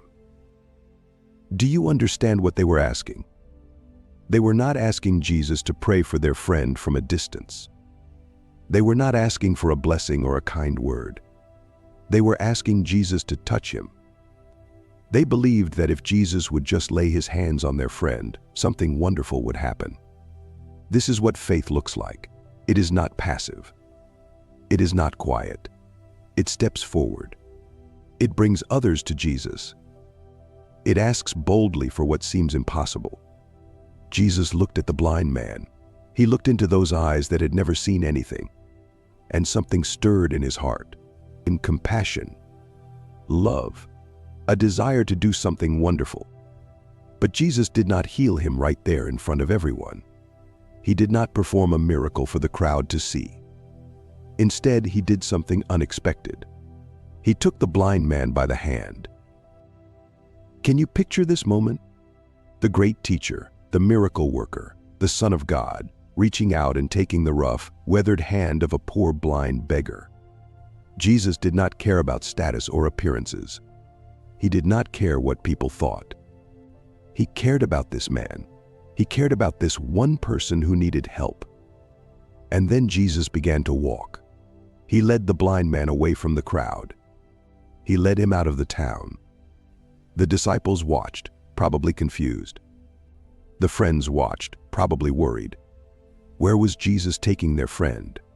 Why was he not healing him right there? But Jesus had a reason. He always had a reason. Jesus led the blind man along a path that wound away from Bethsaida. The noise of the crowd faded behind them. The dust settled. The air grew quieter. Why did Jesus do this? Why did he take the man away from everyone else? Perhaps it was because he wanted to give the man privacy. Imagine if you had been blind your whole life and suddenly you could see. It would be overwhelming. It would be confusing. It would be terrifying. All those colors and shapes and movements that you had never experienced before, rushing into your eyes all at once. Maybe Jesus knew that this man needed peace and quiet for what was about to happen. Or perhaps Jesus wanted to teach us something. He wanted to show us that he sees each person as an individual, not as part of a crowd, not as a number, but as a unique, precious, beloved child of God. He took this man by the hand and led him away because this moment was just for the two of them. They stopped outside the town. Maybe they stood under a tree. Maybe they stood by a well. We do not know exactly where they were, but they were alone. Just Jesus and the blind man. The blind man stood there, trembling perhaps. He could feel the presence of Jesus near him. He could hear Jesus breathing, but he could not see him. And then Jesus did something very strange. He spit on the man's eyes. Now, before you wrinkle your nose in disgust, let me explain. In those days, spit was believed to have healing properties. People thought it could cure diseases and wounds. It sounds strange to us today, but it was a normal thing back then. Jesus was using something familiar, something the blind man would understand. After Jesus spit on his eyes, he placed his hands on the man. Those strong carpenter's hands that had built tables and chairs, that had broken bread for thousands, that had calmed storms and raised the dead. Those hands rested gently on the blind man's face. And then Jesus asked a question. "Do you see anything?" The blind man blinked. His eyes flickered. Something was happening. Something was changing. The darkness that had surrounded him his entire life was beginning to lift. Light was creeping in. Shapes were forming. But it was not clear. It was not complete. The man looked up. He looked around. He tried to make sense of what he was seeing. "I see people," he said. "They look like trees walking around." What a strange thing to say. People who look like trees. What did he mean? Well, think about it. This man had never seen anything before. He did not know what people were supposed to look like. He did not know what trees were supposed to look like. All he knew was that there were tall, blurry shapes moving around. They had vertical parts, like trunks or legs. They had things at the top, like branches or heads, but he could not tell them apart. His sight was returning, but it was not complete. It was fuzzy. It was partial. He could see, but he could not see clearly. Now, here is where the story gets really interesting. Here is where we learn something important about Jesus. If this were a story about any other miracle worker, the story might have ended there. Look, the blind man can see something. It is a miracle. Praise be to God. And everyone would have gone home happy. But Jesus was not satisfied with partial healing. He was not satisfied with fuzzy vision. He was not satisfied with good enough. Jesus wanted to give this man complete healing, total restoration, perfect sight. So Jesus put his hands on the man's eyes again. A second touch. A second moment of contact between the divine and the human. A second chance. This time, when Jesus removed his hands, something was different. The man opened his eyes. He blinked once, twice, and then his mouth fell open in wonder. He could see, not partially, not fuzzily, not kind of, sort of, maybe. He could see clearly. He could see perfectly. He could see everything. The colors. The blue sky stretching out forever. The green grass beneath his feet. The brown dirt path. The gray stones. The golden sunlight pouring down from heaven. He had never known that the world was so beautiful. He looked at Jesus. For the first time, he saw the face of the man who had healed him. He saw those kind eyes, full of love and compassion. He saw that gentle smile. He saw the face of God's Son. He looked at his own hands. He turned them over and over, examining every line, every crease, every fingernail. These were his hands. He had touched them 1,000 times, but he had never seen them. He looked at the town of Bethsaida in the distance. He saw the little houses with their flat roofs. He saw the smoke rising from cooking fires. He saw people moving through the streets like ants in the distance. He saw everything, clearly, perfectly, completely. The man who had lived in darkness his entire life was now living in the light. Now, let us pause for a moment. Let us think about what this story means. Because this is not just a story about a miracle that happened long ago. This is a story that speaks to us today. First, this story teaches us about friends. The blind man did not come to Jesus on his own. He could not. He was blind. He needed help. He needed people who loved him enough to take him by the hand and lead him to the one who could heal him. We all need friends like that. We all need people who will bring us to Jesus when we cannot get there on our own. We all need people who will carry us when we are too weak to walk. Are you that kind of friend to someone? Is there someone in your life who needs you to bring them to Jesus? Maybe they cannot find their own way. Maybe they are blind to the truth. Maybe they are lost in darkness. Will you take their hand? Will you lead them to the light? Second, this story teaches us about faith. The friends of the blind man believed that Jesus could heal him. They did not know how. They did not know when. But they believed. And so they brought him to Jesus and begged him to touch their friend. Sometimes we do not know how God will answer our prayers. Sometimes we do not know when he will act. But we can still believe. We can still bring our needs to him. We can still ask him to touch the broken places in our lives. Third, this story teaches us about patience. The blind man was not healed all at once. He was not healed in an instant. After the first touch, he could only see blurry shapes. He could only see people who looked like trees walking around. But Jesus did not leave him there. Jesus touched him again. And the second time, his sight was complete. Sometimes God heals us gradually. Sometimes he works in stages. Sometimes we pray and nothing seems to happen. But that does not mean God has forgotten us. It does not mean he has given up on us. It means he is working. It means he is moving. It means the complete healing is still coming. Do not give up. Do not lose hope. If you have only received partial healing, if you can only see blurry shapes, keep believing. The second touch is coming. Fourth, this story teaches us about Jesus.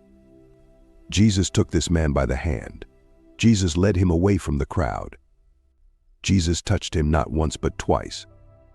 Jesus did not rest until the healing was complete. This is who Jesus is. He is not a distant God who does not care about our problems. He is not a busy God who does not have time for us. He is a God who takes us by the hand. He is a God who leads us. He is a God who touches us. He is a God who does not give up until we are whole. After the man was healed, Jesus gave him a strange instruction. He told him not to go back into the town. He told him to go straight home. Why would Jesus say this? Why would he tell the man not to share this amazing miracle with everyone?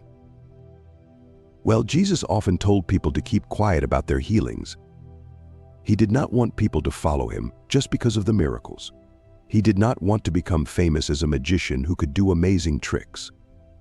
He wanted people to follow him because of his teaching. He wanted people to understand who he really was. There was also a danger. If too many people heard about the miracles, the religious leaders would become jealous. They would try to stop Jesus. They would try to arrest him. And Jesus knew that it was not yet time for that. There was still more work to do. There were still more people to heal, more lessons to teach, more love to share. So Jesus sent the man home. Perhaps the man obeyed. Perhaps he went straight to his house without saying a word to anyone. Or perhaps he could not contain his joy. Let me tell you a story that will break your heart and then mend it again.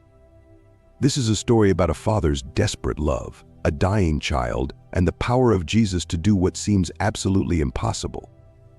It happened during the busiest time of Jesus' ministry. He had been traveling around Galilee, teaching in synagogues, healing the sick, and casting out demons. Everywhere he went, crowds followed him. People pressed in from all sides, wanting to see him, to touch him, to hear his words, to be healed by him. His fame had spread like wildfire across the entire region. Fishermen talked about him in their boats. Farmers discussed him in their fields. Merchants spread stories about him in the marketplaces. Even the religious leaders, the Pharisees and scribes, could not stop talking about him, though they mostly complained and plotted against him. But ordinary people loved Jesus. They had never seen anyone like him. He spoke with authority, not like the religious teachers they were used to. He treated everyone with dignity and compassion, even people that society rejected. Tax collectors, prostitutes, lepers, cripples. Jesus welcomed them all. Jesus had real superpower, the kind of power that made blind eyes see and deaf ears hear. The kind of power that made paralyzed legs walk and diseased skin become clean and healthy again. On this particular day, Jesus had just returned from the region of the Gerasenes, on the other side of the Sea of Galilee. There, he had done something truly amazing. He had cast a legion of demons out of a wild man who had been living among the tombs, naked and violent, crying out day and night. Jesus had healed him completely, and the man had become calm and sane again. But the people in that region had been afraid of Jesus' power. They had actually asked him to leave. So Jesus and his disciples had gotten back into their boat and sailed across the sea, back to Capernaum. When they arrived at the shore, a huge crowd was already waiting. Word had spread that Jesus was coming back. People had been watching for his boat on the horizon. As soon as Jesus stepped onto the beach, the crowd surged forward. Everyone wanted to get close to him. They called out his name. They reached toward him. The disciples had to form a protective circle around Jesus just so he could move. It was chaos, but it was the chaos of hope. These were desperate people with desperate needs. They believed Jesus could help them. They had to get to him. Among that crowd was a man named Jairus. Jairus was not like most of the people pressing around Jesus. He was not a poor fisherman or a diseased beggar. He was a ruler of the synagogue, one of the most important men in Capernaum. He was educated, wealthy, and respected. He wore fine robes that marked his status. People usually stepped aside when he walked by and greeted him with deference. But on this day, Jairus did not care about his dignity or his position. He had only one thought in his mind, one desperate need in his heart. His daughter was dying. She was 12 years old, his only daughter, his precious child. Just days ago, she had been healthy and full of life. She had laughed and played and helped her mother around the house. She had been the light of his life, the joy of his household. But then she had fallen ill. At first, it seemed like a minor sickness. A fever, some weakness. These things happened. Children got sick and recovered. Jairus and his wife had not been too worried at first. But the fever did not break. Instead, it got worse. The girl became weaker and weaker. She stopped eating. She could barely drink. She drifted in and out of consciousness, burning with heat. Jairus had called for the best physicians. He had money, so he could afford the finest medical care available. But nothing worked. The doctors tried their remedies and their treatments. They gave her herbs and medicines. They bled her, hoping to balance her humors. Nothing helped. Day by day, hour by hour, his beautiful daughter slipped further away. Her breathing became shallow. Her skin turned pale. Her eyes, when she opened them, looked distant and unfocused. His wife was beside herself with grief. She sat by the girl's bedside constantly, wiping her forehead with cool cloths, whispering prayers, begging God to spare their child. The servants moved through the house quietly, their faces long and sad. Everyone knew what was coming. The girl was going to die. Jairus had faced this terrible truth in the darkness of the night, standing in his daughter's room, watching her struggle for each breath. He was about to lose her, his only child, his treasure, his future. And he was powerless to stop it. But then he had heard that Jesus was back. Jesus, the miracle worker. Jesus, who had healed so many others. Jesus, who had power over sickness and disease and even demons. If anyone could save his daughter, it was Jesus. Jairus knew this would be humiliating. He was a synagogue ruler, a leader of the religious establishment. Many of his colleagues viewed Jesus with suspicion or outright hostility. They said he blasphemed God. They said he broke the Sabbath. They said he associated with sinners and outcasts. If Jairus went to Jesus publicly, if he bowed down before this controversial rabbi in front of everyone, he would face criticism. He might even lose his position. The other religious leaders would call him a traitor and a fool. But what did any of that matter if his daughter died? Position, reputation, status. All of it was meaningless compared to his child's life. He would throw it all away in an instant if it meant saving her. So Jairus had left his house and rushed to the shore where Jesus had landed. He pushed through the crowd, using his elbows when necessary. People recognized him and were shocked to see a man of his standing acting this way. But Jairus did not care. He had to reach Jesus. Finally, he broke through the inner circle of people surrounding Jesus. He came face to face with the teacher from Nazareth. And without hesitation, Jairus fell down at Jesus' feet. This was an act of complete humility and desperation. Rulers did not bow before rabbis. Important men did not prostrate themselves in public. But Jairus did not think twice about it. He fell on his face in the dust at Jesus' feet and began to beg. "My little daughter is at the point of death," he cried out. His voice was breaking with emotion. "Please, come and lay your hands on her so that she may be made well and live." There was such raw pain in his voice that the crowd fell silent. Even in the midst of all their own needs and problems, they could hear the agony of a father about to lose his child.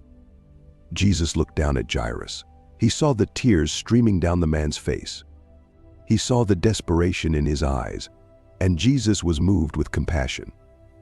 "I will come," Jesus said simply. Just 3 words, but they were like water to a man dying of thirst. Jairus looked up, hardly daring to believe it. Jesus was going to come. Jesus was going to help his daughter. Jairus scrambled to his feet. "Please hurry," he said. "She is very sick. We must go now." Jesus nodded and began to move in the direction Jairus indicated. The disciples followed, and of course the whole crowd came too. No one wanted to miss what was going to happen. They all pressed in, surrounding Jesus on every side, Jairus led the way, walking as quickly as he could without actually running. Every second mattered. His daughter might be taking her last breaths at this very moment. They had to hurry, but the crowd made it difficult to move quickly. There were so many people, all pushing and jostling, all trying to get close to Jesus. Jairus wanted to scream at them to get out of the way, to clear a path. Did they not understand that his daughter was dying? Jesus moved through the crowd calmly but steadily.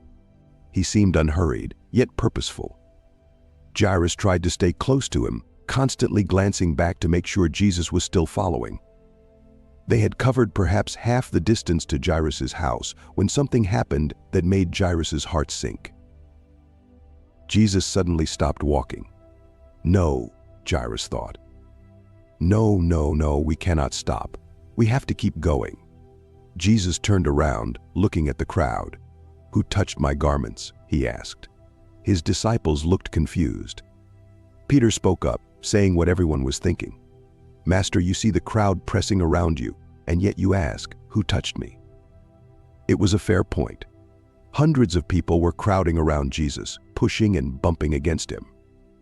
Dozens of people were probably touching him at any given moment. Why was he asking about one particular touch? But Jesus kept looking around. "Someone touched me," he said. "I felt power go out from me." Jairus stood there, his anxiety rising with every passing second. What was happening? Why had Jesus stopped? They needed to go. His daughter was dying. Then a woman emerged from the crowd. She was trembling, looking terrified. She fell down before Jesus, just as Jairus had done, and she began to tell her story. She had been bleeding for 12 years, she said. 12 years. The same number of years that Jairus' daughter had been alive. This woman had been suffering from some kind of hemorrhage, probably a menstrual disorder, for over a decade. In that culture, this condition made her ritually unclean. She could not go to the temple. She could not touch anyone or be touched. She was essentially an outcast, isolated from normal social and religious life. She had spent all her money on doctors, but none of them had been able to help her. In fact, she had only gotten worse. But she had heard about Jesus, and she had thought to herself, "If I can just touch his garment, I will be healed." So she had pushed through the crowd, reached out, and touched the fringe of Jesus' robe. And immediately, instantly, the bleeding had stopped. After 12 years of suffering, she was healed in a moment. But now Jesus had stopped to find out who had touched him, and she was afraid. She knew she was ritually unclean. By touching Jesus, she had made him unclean too, according to the law. She feared he would be angry with her. But Jesus was not angry. His face was full of kindness and compassion. "Daughter," he said gently, "your faith has made you well. Go in peace and be healed of your disease." The woman looked up at him with tears of joy streaming down her face. After 12 years of suffering and isolation, she was not only healed but also called daughter by this amazing teacher. She was welcomed back into community, back into wholeness. It was a beautiful moment. The crowd was amazed and happy for her. They began to praise God. But while all this was happening, Jairus stood to the side, his stomach churning with dread. Every minute they delayed was a minute his daughter did not have. He tried to be patient, tried to be understanding. This woman had suffered for 12 years. Surely she deserved Jesus' attention. But his daughter was dying right now. He was about to urge Jesus to please keep moving, when he saw people approaching from the direction of his house. His heart stopped. He recognized them. They were servants from his household. And the expressions on their faces told him everything he needed to know. They reached Jairus and stopped. They looked at him with deep sadness in their eyes. One of them spoke, his voice gentle but firm. "Your daughter is dead. Why trouble the teacher any further?" The words hit Jairus like a physical blow. He felt his knees go weak. His daughter was dead. Dead. Not dying anymore. Not sick. Dead. He was too late. If only Jesus had not stopped. If only that woman had not touched him. If only the crowd had not been so thick. If only they had moved faster. But none of that mattered now. His daughter was gone. All the hope drained out of Jairus in that moment. His shoulders slumped. The light went out of his eyes. What was the point of anything now? His child was dead. But then Jesus turned to him. Jesus had heard what the servant said, and he spoke directly to Jairus, his voice cutting through the fog of grief. "Do not fear," Jesus said. "Only believe. Do not fear. Only believe." But his daughter was dead. What was there to believe in now? What could Jesus possibly do? Jesus was a healer, yes, but even healers could not bring back the dead. Death was final. Death was the end. Everyone knew that.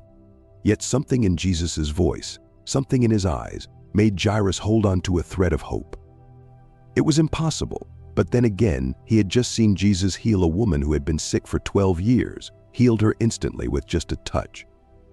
If Jesus said, "Do not fear, only believe," then maybe, just maybe, there was still hope. Jesus then did something interesting. He told the crowd to stop following. They had come all this way, and now Jesus was telling them they could not come any further. Only 3 of his disciples were allowed to continue: Peter, James, and John. These were the 3 Jesus was closest to. So Jesus, the 3 disciples, and Jairus continued walking toward Jairus' house. The crowd stayed behind, confused and disappointed but obedient. As they approached the house, Jairus could hear the commotion even from a distance. There was loud wailing and crying. Professional mourners had already been called. This was the custom when someone died. People would hire mourners to come and weep loudly, to play mournful music on flutes, to create a proper atmosphere of grief.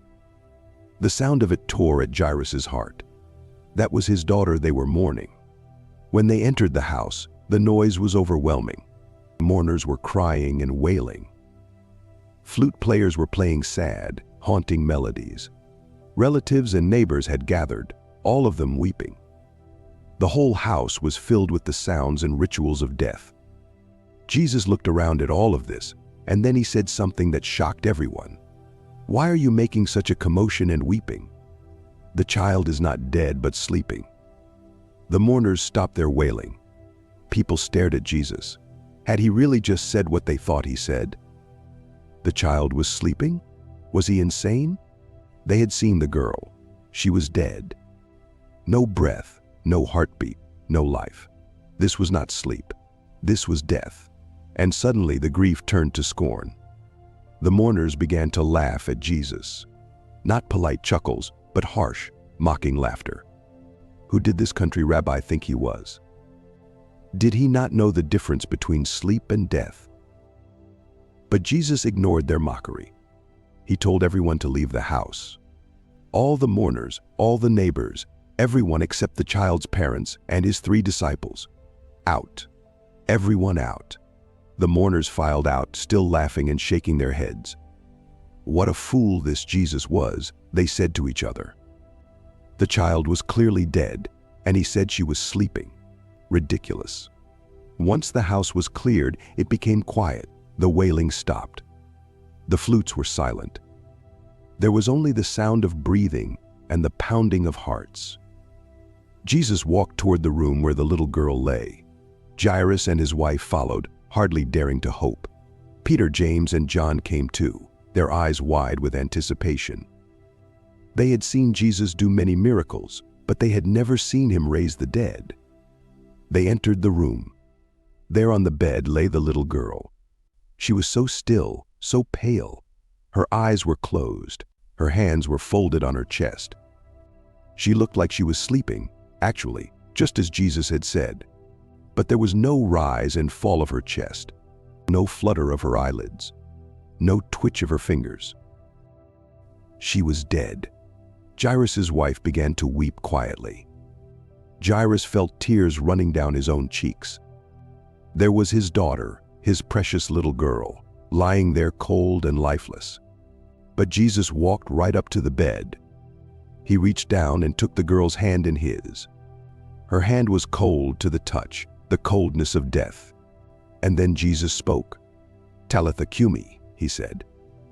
These were Aramaic words meaning, "Little girl, I say to you, arise." His voice was not loud. He did not shout or command with theatrical gestures. He simply spoke to the child the way you might speak to someone sleeping, gently waking them up. "Little girl, arise." And then something happened that would be burned into the memories of everyone in that room for the rest of their lives. The little girl's eyelids fluttered. Her chest rose as she drew in a breath. Color began to return to her cheeks. Her fingers moved, and then her eyes opened, bright, clear, alive. She looked up at Jesus, who was still holding her hand. She blinked, confused. Where was she? What had happened? The last thing she remembered was being so sick, so weak, and then darkness. But now she felt wonderful. The fever was gone. The weakness was gone. She felt strong and healthy and good. Jesus smiled at her. Then he helped her sit up. And the little girl, who moments before had been dead, swung her legs over the side of the bed and stood up. She began to walk around the room. Her parents stood frozen in shock. Their minds could not process what they were seeing. Their daughter had been dead. They had seen her die. They had felt for breath and found none, felt for a pulse and found none. She had been dead. But now she was walking around, looking at them with confusion, wondering why everyone was staring at her so strangely. And then the shock broke, and Jairus and his wife rushed forward. They grabbed their daughter and held her, sobbing with joy. They touched her face, her arms, making sure she was real. They felt the warmth of her skin, the beat of her heart, the breath coming in and out of her lungs. She was alive. Completely, totally, miraculously alive. Peter, James, and John stood in the corner, staring with their mouths open. They had seen Jesus heal many sick people. But this was different. This was death itself being reversed. This was life being given back. Who was this man they followed? What kind of power did he have? The little girl, meanwhile, was starting to feel hungry. She had not eaten for days, after all. She mentioned this to her parents. Jesus heard and smiled. He turned to Jairus and his wife, who were still clutching their daughter, as if they would never let her go. "Give her something to eat," he said. It was such a practical thing to say in the midst of such a miraculous moment. The girl needed food. She was alive and healthy, and her body needed nourishment. Jesus thought of everything, even small practical details. Then Jesus gave them a strange instruction. He told them strictly not to tell anyone what had happened. This seems odd, doesn't it? How could they possibly keep this a secret? Their daughter had been dead. Professional mourners had already been called. The whole neighborhood knew. And now she was alive and walking around. How could they hide such a thing? But Jesus knew what he was doing. He did not want publicity for its own sake. He did not perform miracles to draw crowds or to become famous. He had a specific mission, a specific timetable. Too much attention, too much excitement would make it harder for him to do what he needed to do. Besides, the truth would spread soon enough. You cannot hide a resurrection. People would find out. But Jesus wanted the family to have some time together first, some privacy to process this incredible thing that had happened. Jairus and his wife nodded, though they knew it would be nearly impossible to keep this quiet. But they would try, out of respect for Jesus. Jesus and his 3 disciples then left the house. When they stepped outside, the mourners were still there, along with a crowd of curious onlookers. Everyone wanted to know what had happened inside. Jesus walked past them without saying anything. But the mourners saw the expressions on the faces of Peter, James, and John. They saw wonder and awe and something like holy fear. Something had happened in that house, something significant. And then, a few minutes later, Jairus' wife appeared at the door with her daughter. The little girl was eating bread and looking perfectly healthy and happy. The mourners gasped. The crowd erupted in excited chatter. That was impossible. The child had been dead. They had seen her, but there she was, alive and well. News of this miracle spread like wildfire, despite Jesus' instructions to keep it quiet. By evening, everyone in Capernaum knew about it.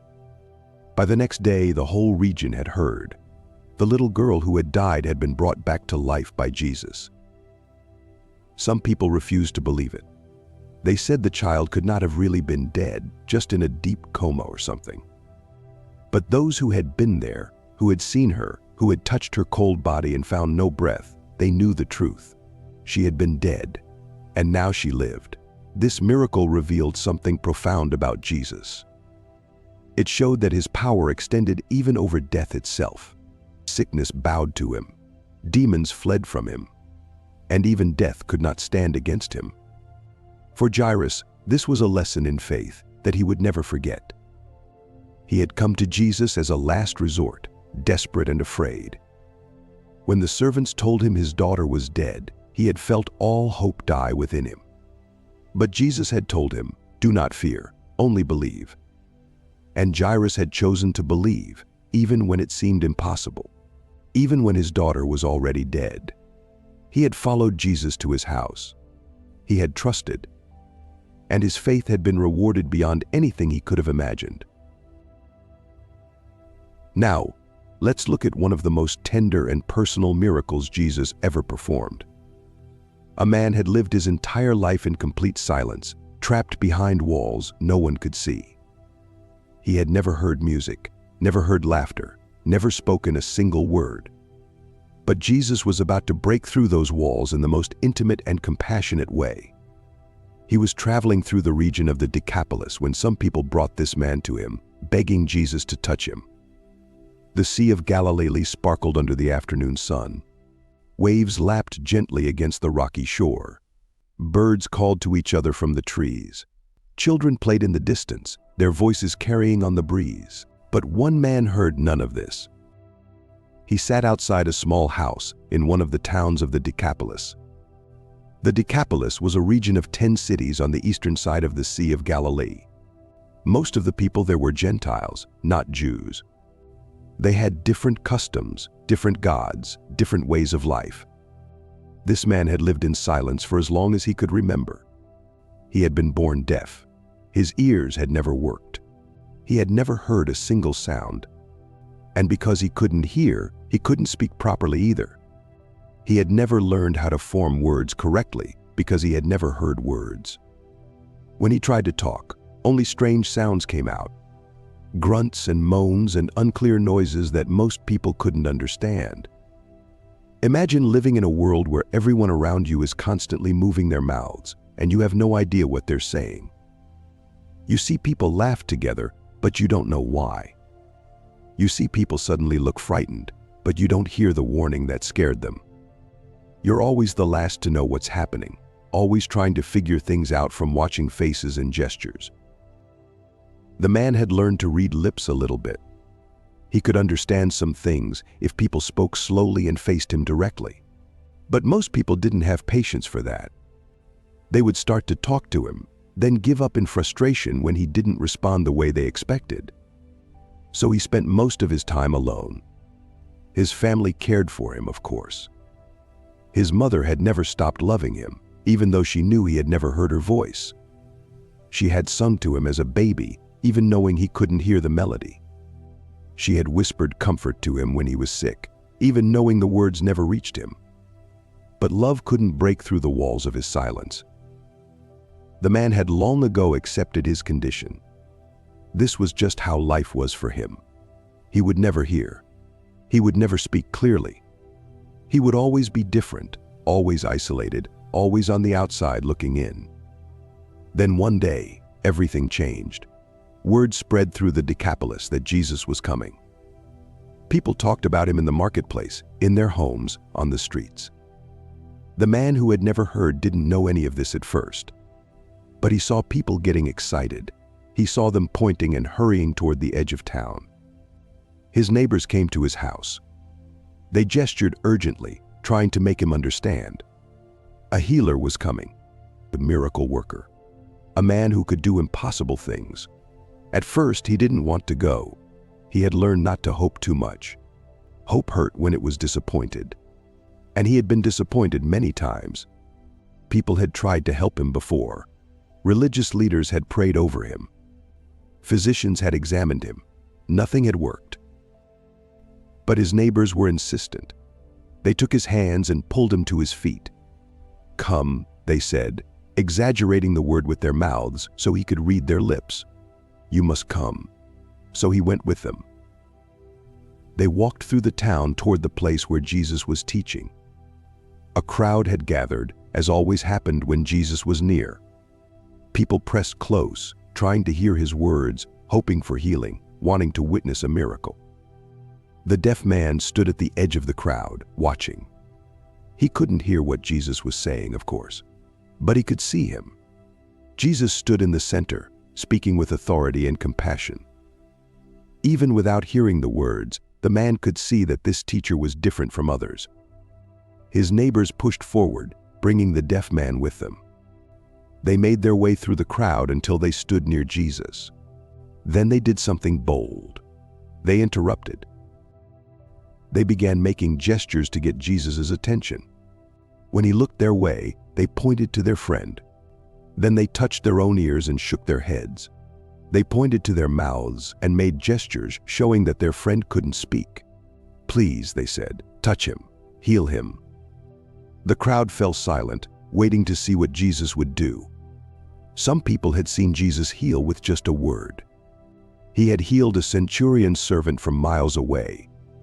He had told a paralyzed man to stand up, and the man had walked. But this time, Jesus did something different. He walked over to the deaf man and looked into his eyes. The man looked back, uncertain and afraid. He had no idea what was about to happen. Then Jesus did something unexpected. He took the man by the hand and led him away from the crowd. They walked a short distance until they were separated from all the people, standing alone together. The deaf man's heart pounded. Why had Jesus taken him away from everyone else? What was going to happen? Jesus continued to look at him with the kindest eyes the man had ever seen. There was no pity in that gaze, no frustration or impatience, just pure compassion and understanding. Then Jesus did something even more surprising. He raised his hands and put his fingers into the man's ears. This was deeply personal. In that culture, you didn't just touch someone so intimately unless you knew them well. But Jesus wasn't worried about social customs. He was making contact with the very place where the problem existed. He was saying without words, "I know exactly what's wrong. I'm going to deal with it directly." The man felt Jesus' fingers in his ears. It should have felt strange or uncomfortable. But somehow it didn't. It felt right. It felt like Jesus was reaching into the place where the silence lived and preparing to pull it out. Then Jesus did something that must have seemed very strange. He spit. He touched his own tongue with the moisture, then reached out and touched the deaf man's tongue. In that time and culture, people believed that saliva had healing properties. But more than that, Jesus was connecting with every part of the man's affliction. The ears that couldn't hear, the tongue that couldn't speak. Jesus was touching it all, claiming authority over it all. The man stood there, feeling Jesus' touch on his tongue. His neighbors watching from a distance must have wondered what was happening.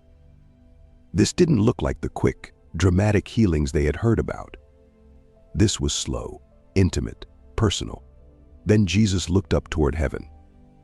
The man followed his gaze, watching Jesus' face. Jesus was praying. The man realized. He was talking to God about him. And then Jesus looked back at the man. He took a deep breath, and he spoke one word, Ephphatha. It was an Aramaic word. It meant be opened. The instant Jesus spoke, everything changed. The man felt something break inside his ears, not painfully, but like a dam bursting. Suddenly there was sound, so much sound. He heard the wind rustling through the trees. He heard it. For the first time in his life, he knew what wind sounded like. He heard birds singing, sweet, chirping melodies that he had never known existed. He heard his own breathing. He heard his heart beating. He heard the fabric of his clothes moving against his body. And then he heard Jesus' voice. "Can you hear me?" The man's eyes went wide with shock. He heard the words. He understood them. Jesus' voice was warm and gentle, with a slight smile in it. "Can you hear me?" Jesus asked again. The man tried to answer. He opened his mouth, and for the first time in his life, clear words came out. "Yes," he said. His voice was rough and uncertain, like someone learning to use a new tool. But it was a real word. A word anyone could understand. "Yes, I can hear you." He gasped. He had heard his own voice speaking real words. Tears began streaming down his face. He looked around wildly, taking in every sound. The crowd in the distance, murmuring to each other. Somewhere a dog barked. A baby cried. Each sound was a miracle, a gift, a treasure. He looked back at Jesus and saw that Jesus was crying too. Not sad tears, but tears of joy. Jesus was rejoicing with him in this moment of breakthrough. The man fell to his knees. "Thank you," he said, and he heard himself say it. "Thank you, thank you, thank you." His words were getting clearer with each repetition. His tongue was learning quickly how to form the sounds he could now hear. Jesus helped him back to his feet. Then he put his hands on the man's shoulders and looked directly into his eyes. Jesus spoke firmly, seriously. "Don't tell anyone about this," he said. The man heard the words clearly, but he must have been confused. Don't tell anyone? How could he not tell anyone? This was the most amazing thing that had ever happened to him. His whole life had just changed in an instant. But Jesus was serious. He had his reasons for wanting to keep this quiet.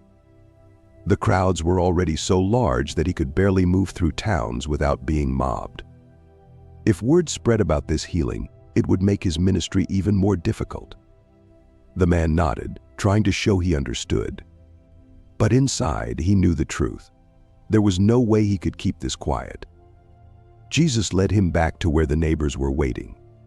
When they saw the man's face, they knew immediately that something had happened. His whole expression was different. The isolation and loneliness that had always shadowed his features was gone. He looked alive in a way he never had before. "Can you hear?" one neighbor asked tentatively. "I can hear," the man shouted, his voice cracked with emotion. "I can hear everything, and I can speak. Listen to me speak." The neighbors grabbed him and embraced him. They were laughing and crying at the same time. They had hoped for this, but they hadn't really believed it could happen. "What does my voice sound like?" one friend asked. The man listened carefully. "It sounds wonderful," he said, laughing. "Everything sounds wonderful." Jesus watched them celebrate for a moment, a smile on his face. Then he quietly slipped away through the crowd. He had other people to help, other towns to visit. But the man couldn't keep quiet. Jesus had told him not to tell anyone, but the miracle was too big to contain. Everywhere he went, he told people what had happened. He spoke to strangers on the road. He spoke to people in the marketplace. He went back to his house and spoke to his mother, and she wept to hear her son's voice for the first time. His neighbors also spread the word. They couldn't help themselves. They told everyone they met about what they had witnessed. Jesus took him aside privately, they explained. He put his fingers in his ears. He touched his tongue. He looked up to heaven and said one word. Just one word. And the man was completely healed. The news spread like fire through dry grass. People were completely astonished. "He has done everything well," they said to each other. "He even makes the deaf hear and the mute speak." That phrase meant more than it seemed. In the prophet Isaiah's writings, there was a promise about what would happen when the Messiah came. The prophecy said that when God came to save his people, then the eyes of the blind will be opened and the ears of the deaf unstopped. Then the lame will leap like a deer, and the mute tongue will shout for joy. By healing the deaf and mute man, Jesus was showing that he was the fulfillment of that ancient promise. He was the Messiah that Isaiah had written about. The kingdom of God had come near in him. But beyond the theological significance, there was a personal miracle. One man who had lived in silence now lived in sound. One man who had been unable to express himself could now speak freely. He went home that night and lay on his mat, listening. He listened to the night sounds, crickets chirping, a distant owl hooting, the wind moving through the trees. Each sound was precious to him. His mother came and sat beside him. "Tell me what you hear," she whispered. "I hear you, Mother," he said, his voice full of wonder. "For the first time in my life, I hear your voice, and it's the most beautiful sound in the world." She took his hand and held it tight. She had prayed for this moment for so many years. She had asked God countless times to heal her son. And finally, her prayers had been answered. But the healing went deeper than just physical restoration. The man had been isolated not just by his deafness, but by the way people treated him because of it. People had assumed he wasn't intelligent because he couldn't speak clearly. They had left him out of conversations, out of activities, out of community life. Now all that changed. He could participate fully in life. He could join discussions. He could ask questions and hear answers. He could warn someone of danger. He could comfort a friend with words. He could tell jokes and hear people laugh. He was no longer on the outside. He was finally fully part of the community. And he never forgot the man who had made it possible. Jesus had taken the time to lead him away from the crowd. Jesus had touched him personally and intimately. Jesus had looked into his eyes with compassion and understanding. Jesus had opened doors that had been locked his entire life. Years later, when people asked him about that day, his eyes would still fill with tears. He said one word, the man would tell them. Just one word. EFFF. Be opened. And everything changed. It was the last word he heard as a deaf man and the first word he understood as a hearing man. It was the word that broke through his silence and set him free. And in a way, that word is spoken over every person who comes to Jesus. We all have things that keep us locked up inside. Maybe not physical deafness, but spiritual deafness. We can't hear God's voice. We can't express what's in our hearts. We're isolated and alone. But Jesus still speaks that word. Ifefa. Be opened. Open to hear God's voice. Open to speak words of truth and love. Open to join the community of believers. Open to experience life the way it was meant to be lived. The deaf man experienced that opening in his ears and tongue. But the miracle points to something even greater. The opening of human hearts to the presence and power of God. And just like the deaf man, once we've been opened by Jesus, we can't keep quiet about it. We have to tell everyone what he's done. Because the miracle is too wonderful, too life-changing, too important to keep to ourselves. Let's progress to how Jesus healed a man with a withered hand. The religious leaders thought they had set the perfect trap. They had a question ready, a man positioned just right, and witnesses watching. Jesus was walking into their synagogue on the Sabbath day, and they were certain they would finally catch him breaking the law. But Jesus was about to turn their trap into a powerful lesson about the heart of God. The sun rose over the hills of Galilee on another Sabbath morning. In towns and villages across the region, faithful Jews prepared for their day of rest. They put away their work tools. They stopped their businesses. They got ready to go to the synagogue. The Sabbath was the most important day of the week. God himself had commanded it. After creating the world in 6 days, he had rested on the seventh. And he told his people to do the same. No work, no business, just rest and worship. But over the centuries, the religious leaders had built a massive fence around that simple command. They had created hundreds of rules about what you could and couldn't do on the Sabbath. You could walk, but only a certain distance. You could carry something, but only if it weighed less than a dried fig.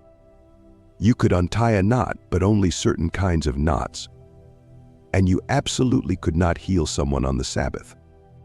Unless, of course, that person was about to die. Then it was permitted. But if someone had been sick for months or years, one more day wouldn't hurt. The healing could wait until tomorrow. These rules weren't in the Bible. God had never said any of this. But the Pharisees and teachers of the law had decided these rules were necessary to protect people from accidentally breaking God's commandment. They believed they were serving God by enforcing them strictly. Jesus had already gotten himself into trouble over the Sabbath. His disciples had picked grain on the Sabbath and eaten it. The Pharisees had been outraged. That was harvesting, they said. That was work. Jesus had defended his disciples, saying that human need was more important than religious rules. Then Jesus had healed a man on the Sabbath. The religious leaders had been furious. Couldn't the healing have waited one more day? Was Jesus deliberately provoking them? So now they watched him carefully. Every Sabbath, they kept their eyes on him, waiting for him to slip up. Waiting for proof that he was a lawbreaker, a rebel, a false teacher who needed to be stopped. On this particular Sabbath, Jesus entered the synagogue in his hometown area. People greeted him warmly. Many had heard him teach before. Some had seen his miracles. They were glad to have him there. Jesus took his seat among the men. Women sat separately in their own section. Children sat quietly with their parents. Everyone faced forward, toward where the religious leaders sat. The Pharisees and teachers of the law were already there. They sat in the seats of honor at the front. Their robes were spotless and perfectly arranged. Their prayer boxes were prominently displayed. They looked important and righteous. But their eyes were cold as they watched Jesus. Among the congregation sat a man with a withered hand. His right hand hung useless at his side. The muscles had wasted away. The fingers were curled and stiff. He couldn't use it for anything. Some Bible scholars believe the man might have been a stonemason who had injured his hand in an accident. Others think he had been born this way. The gospel doesn't tell us how it happened, but we know he had lived with this disability for a long time. The man had learned to do everything with his left hand. He ate with it, worked with it, gestured with it. His right hand was just dead weight hanging from his arm. People in town knew him as the man with the bad hand. That's how he was identified. That's what defined him in people's minds. He had come to the synagogue that day just like every Sabbath. He wanted to worship God. He wanted to hear the scriptures read. He had no idea he was about to become the center of a confrontation. The Pharisees had noticed him too, and an idea had formed in their minds, a perfect, cunning plan. They knew Jesus had a habit of healing people on the Sabbath. They knew he couldn't seem to resist helping someone in need, even if it meant bending their precious rules. So if they could get him to heal this man, right here in front of everyone, they would have their proof. They would have witnesses. They could finally accuse him publicly of breaking the Sabbath. The service began. Prayers were said, scripture was read, everything proceeded normally. But the Pharisees kept glancing at Jesus, and Jesus knew exactly what they were thinking. He could read their hearts as clearly as if they had spoken aloud. He knew they were using this man as bait. He knew they cared nothing about the man's suffering. They only cared about catching Jesus in a violation. And Jesus was not going to play along with their game. At least, not the way they expected. He stood up. The synagogue fell quiet. Everyone looked at him. The Pharisees leaned forward, alert. Jesus looked directly at the man with the withered hand. "Stand up and come here to the front," he said. His voice was kind but firm. This wasn't a request. It was a command. The man hesitated. Every eye in the synagogue was suddenly on him. He didn't like attention. He had spent years trying to hide his withered hand, keeping it tucked against his body or behind his back. Now Jesus was calling him forward, making him the center of attention. But there was something in Jesus' voice that gave him courage. Slowly, the man stood up. He walked down the aisle to the front of the synagogue. His footsteps echoed in the silence. He could feel everyone staring at him. He stood before Jesus, his withered hand visible to everyone now. There was no hiding it. The Pharisees sat up straighter. This was it. Jesus was going to heal the man. They were sure of it, and they would have him. But Jesus didn't touch the man. Not yet. Instead, he turned to face the Pharisees and teachers of the law. "I have a question for you," Jesus said. His voice carried clearly through the synagogue. "Is it lawful to do good on the Sabbath, or to do evil, to save life, or to kill?" The question hung in the air like a sword above their heads. Of course it was lawful to do good. How could doing good ever be wrong? But if they admitted that, they would have to admit that healing was good, and therefore Jesus should heal the man. On the other hand, they couldn't say it was lawful to do evil. That would be absurd.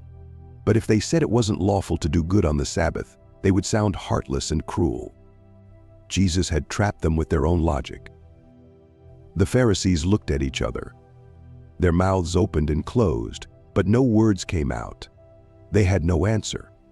Any answer they gave would work against them. So they said nothing. They just sat there in stubborn silence, their faces growing red. Jesus looked around at all of them. He looked each religious leader in the eye, and what he saw made him angry. The Gospel tells us that Jesus looked at them with anger. This is one of the few times we see Jesus truly angry in the Scriptures. And what made him angry? Their hardness of heart. These men claimed to serve God. They claimed to know Scripture better than anyone. They spent their entire lives studying God's law, but they had completely missed the point. They cared more about their rules than about people. They would rather see a man suffer than bend their traditions even slightly. Their hearts had become hard as stone, unfeeling, dead to compassion, and it made Jesus furious. But mixed with his anger was grief. He was deeply distressed by their hardness. These were supposed to be the spiritual leaders of God's people. They were supposed to show people what God was like. Instead, they were driving people away from God with their harsh, loveless religion. Jesus turned back to the man with the withered hand. The man stood there trembling slightly. He didn't understand what was happening. Why had Jesus asked that question? Why were the Pharisees so quiet? Jesus' expression softened as he looked at the man. The anger was for the Pharisees, not for this suffering man. For this man, Jesus had only compassion. "Stretch out your hand," Jesus said. It was a strange command. The man's hand was withered. He couldn't stretch it out. That was the whole problem. The hand didn't work. Telling him to stretch it out was like telling a blind man to see or a lame man to dance. But the man had watched Jesus long enough to know that his commands came with power. When Jesus told you to do something, he gave you the ability to do it. So the man lifted his withered hand. He had kept it tucked against his body for so long that even lifting it felt strange. Everyone in the synagogue stared at the twisted, useless hand. And then the man began to stretch it out. As he did, something miraculous happened. Strength flowed into the dead muscles. The curled fingers began to straighten. The wasted tissue filled out and became healthy. Color returned to the pale skin.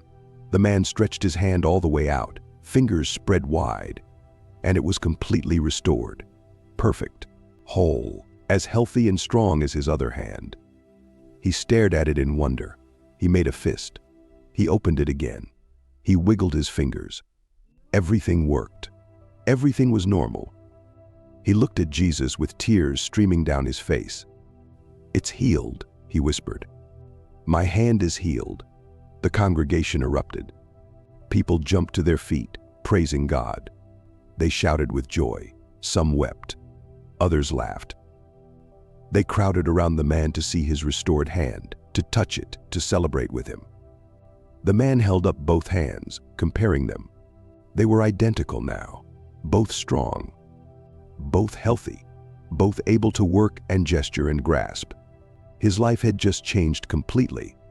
He could work with both hands now. He could provide for his family better. He could do things he hadn't been able to do in years. He was no longer the man with the bad hand. He was whole. But the Pharisees and teachers of the law did not celebrate. They did not praise God. They did not rejoice that a man had been healed. Instead, they stood up and pushed through the crowd. They gathered together in a tight group outside the synagogue. Their faces were twisted with rage. "Did you see what he did?" One hissed. "On the Sabbath."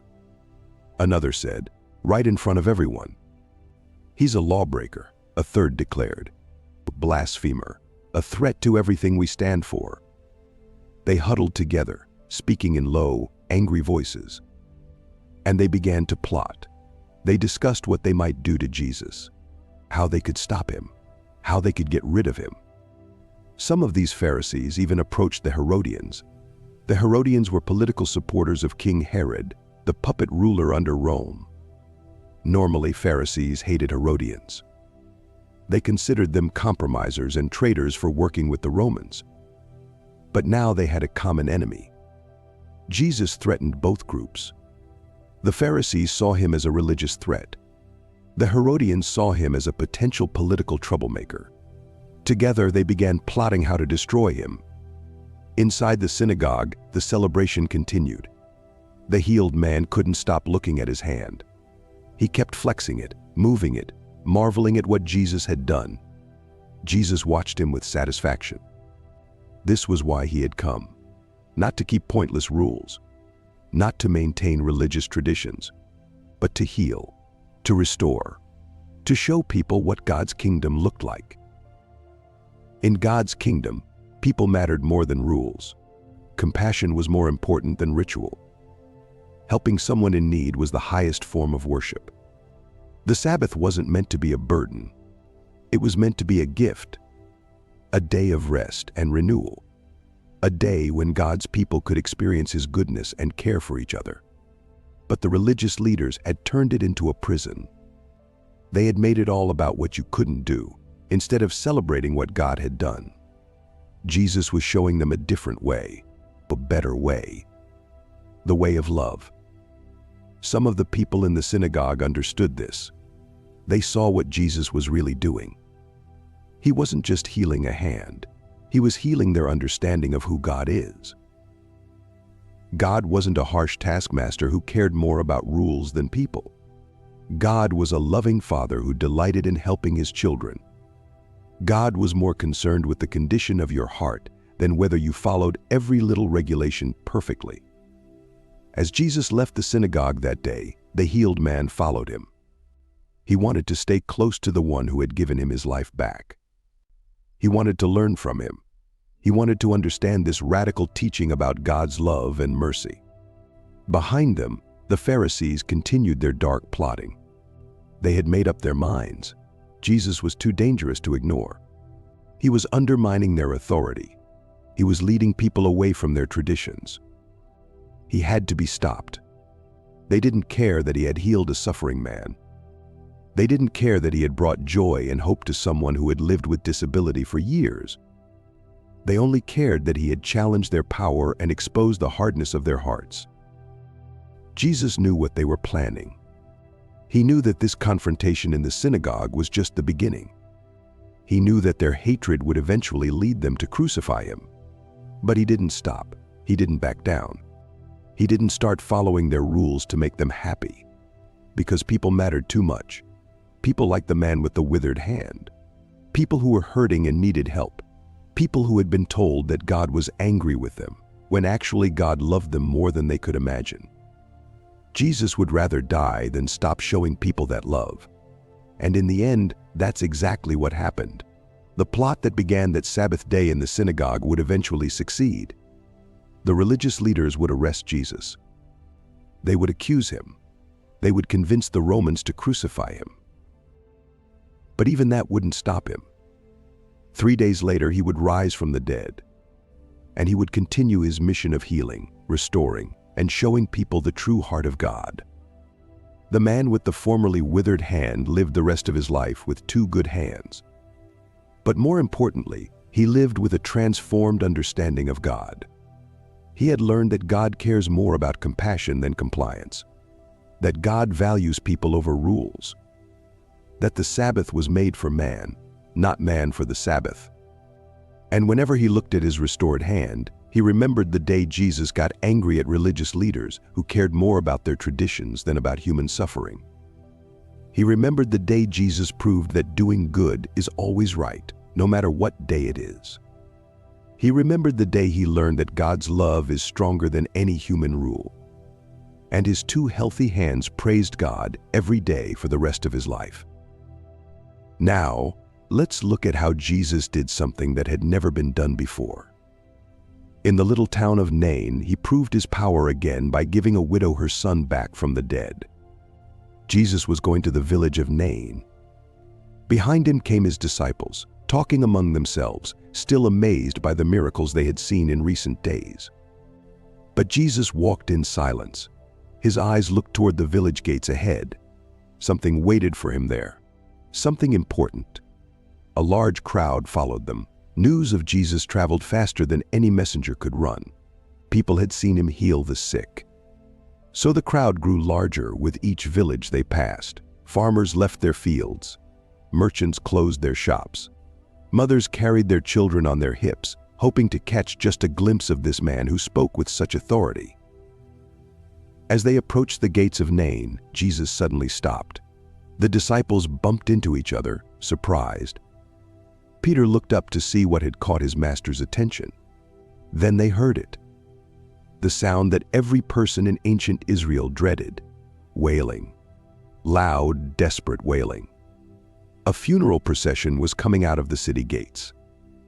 In those days, when someone died, the whole town knew about it within minutes. The mourners would cry out in loud voices, tearing their clothes, throwing dust on their heads. They made sure everyone understood the weight of their grief. But this funeral seemed especially sad. The mourners cried with unusual desperation. Their voices carried a pain that went beyond normal grief. At the front of the procession, servants carried a simple wooden platform. On it lay the body of a young man, wrapped in burial cloths.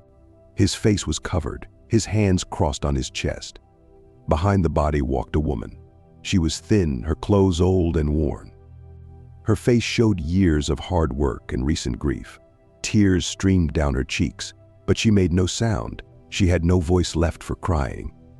Her grief had gone beyond words. This was the dead man's mother. And Jesus could see in an instant what everyone in that crowd already knew. She was a widow.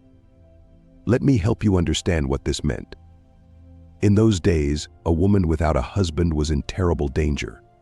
She couldn't own property. She couldn't work most jobs. She couldn't defend herself in court. A widow depended entirely on her sons to care for her, to feed her, to keep a roof over her head. This woman had already lost her husband. That was her first tragedy. Now her only son was dead. She had no one left. In a matter of days, she would likely be begging on the streets or starving in some corner. The law said people should care for widows, but the law and reality were often two different things.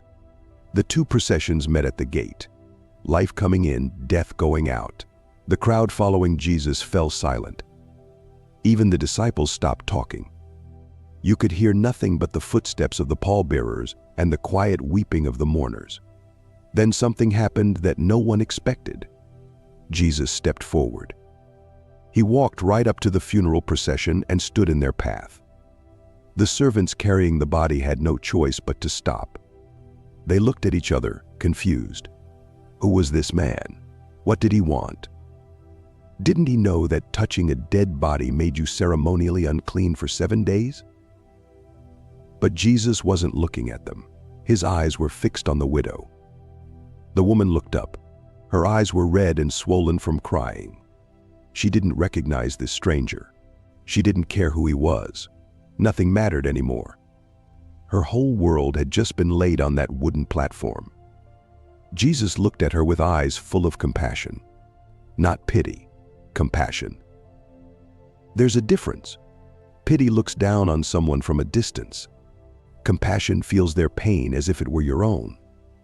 The gospel tells us that when Jesus saw her, his heart was moved with compassion.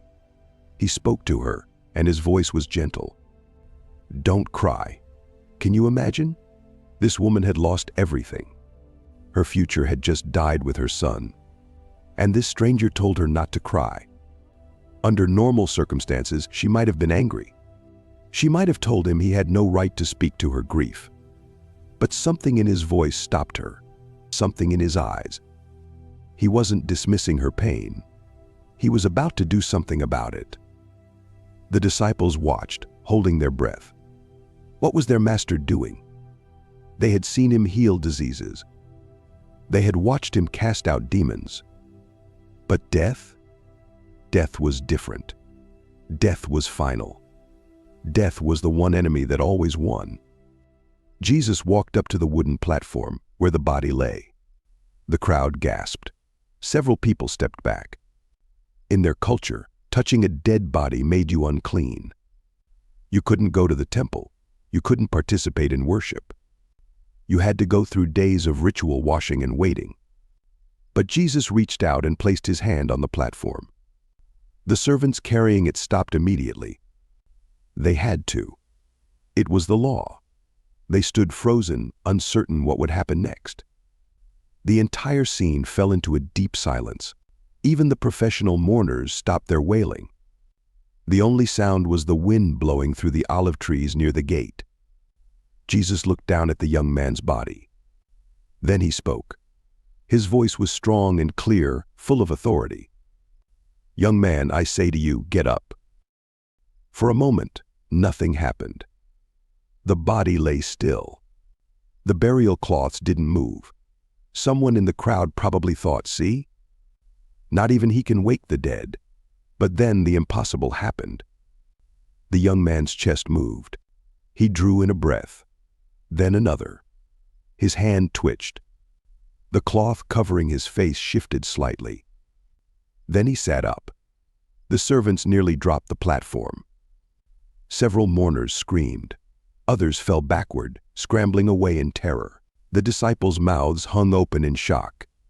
The young man looked around, confused. Where was he? The last thing he remembered was being sick, so very sick.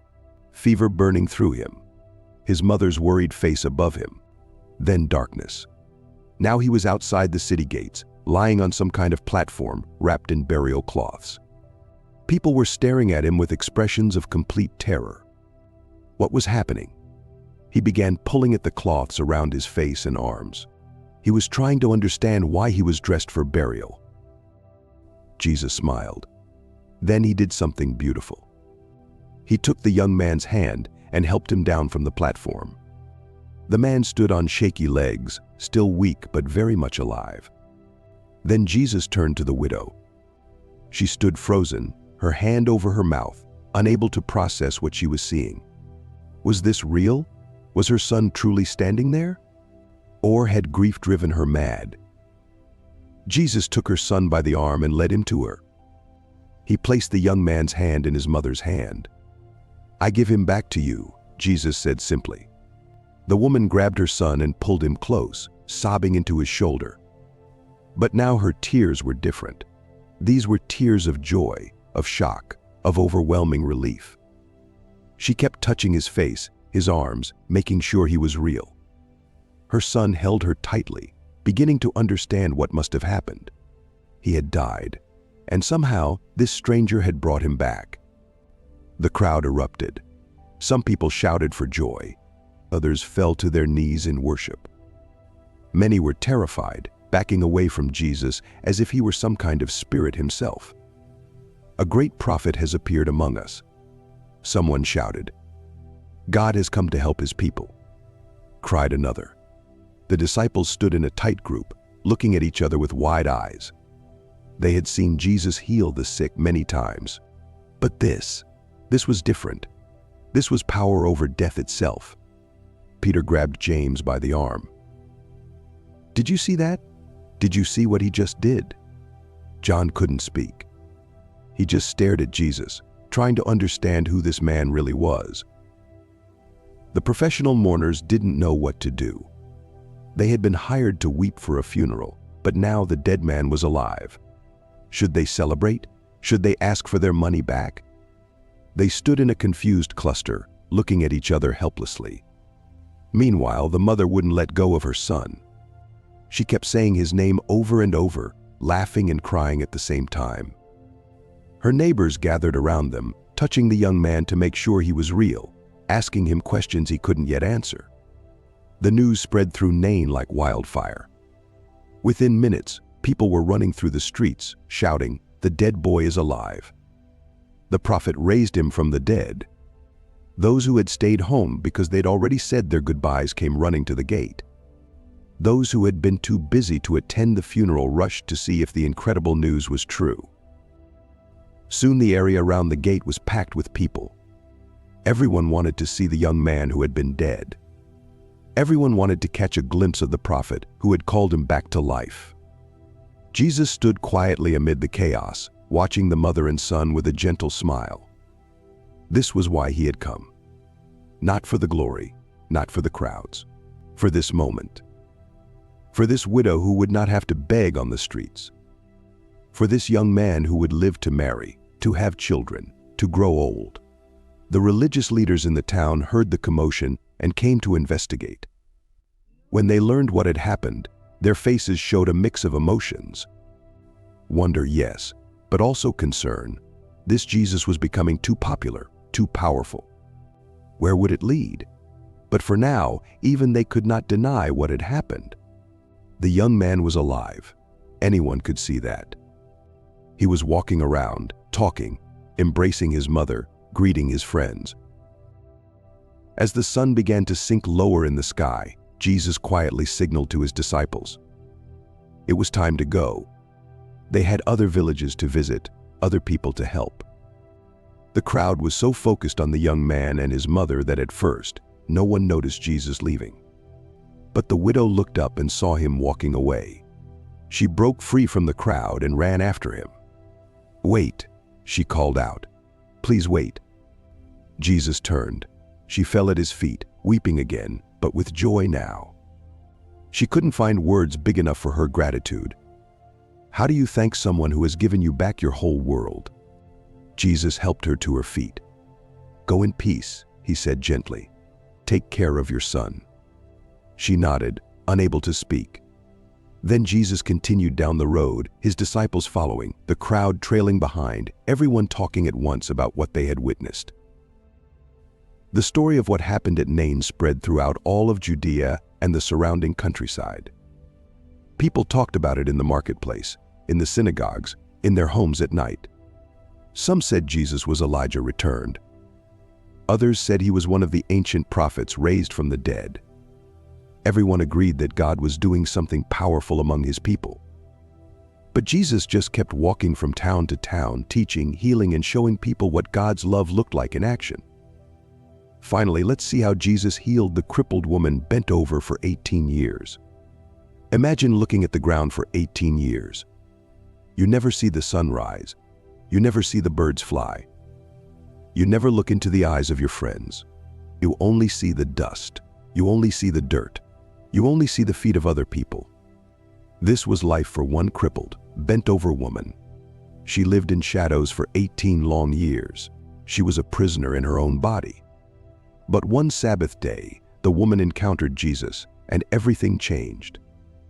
It was a Saturday, a Sabbath, the holy day for the Jewish people. No one worked. No one carried heavy loads. Everyone gathered in the synagogue. It was time to hear the word of God. Jesus was there. He stood at the front of the room. He was ready to teach. He looked out at the sea of faces. He saw the wealthy and the poor. He saw the young and the old. Then the crippled, bent woman. She was near the back. She did not stand tall like the others.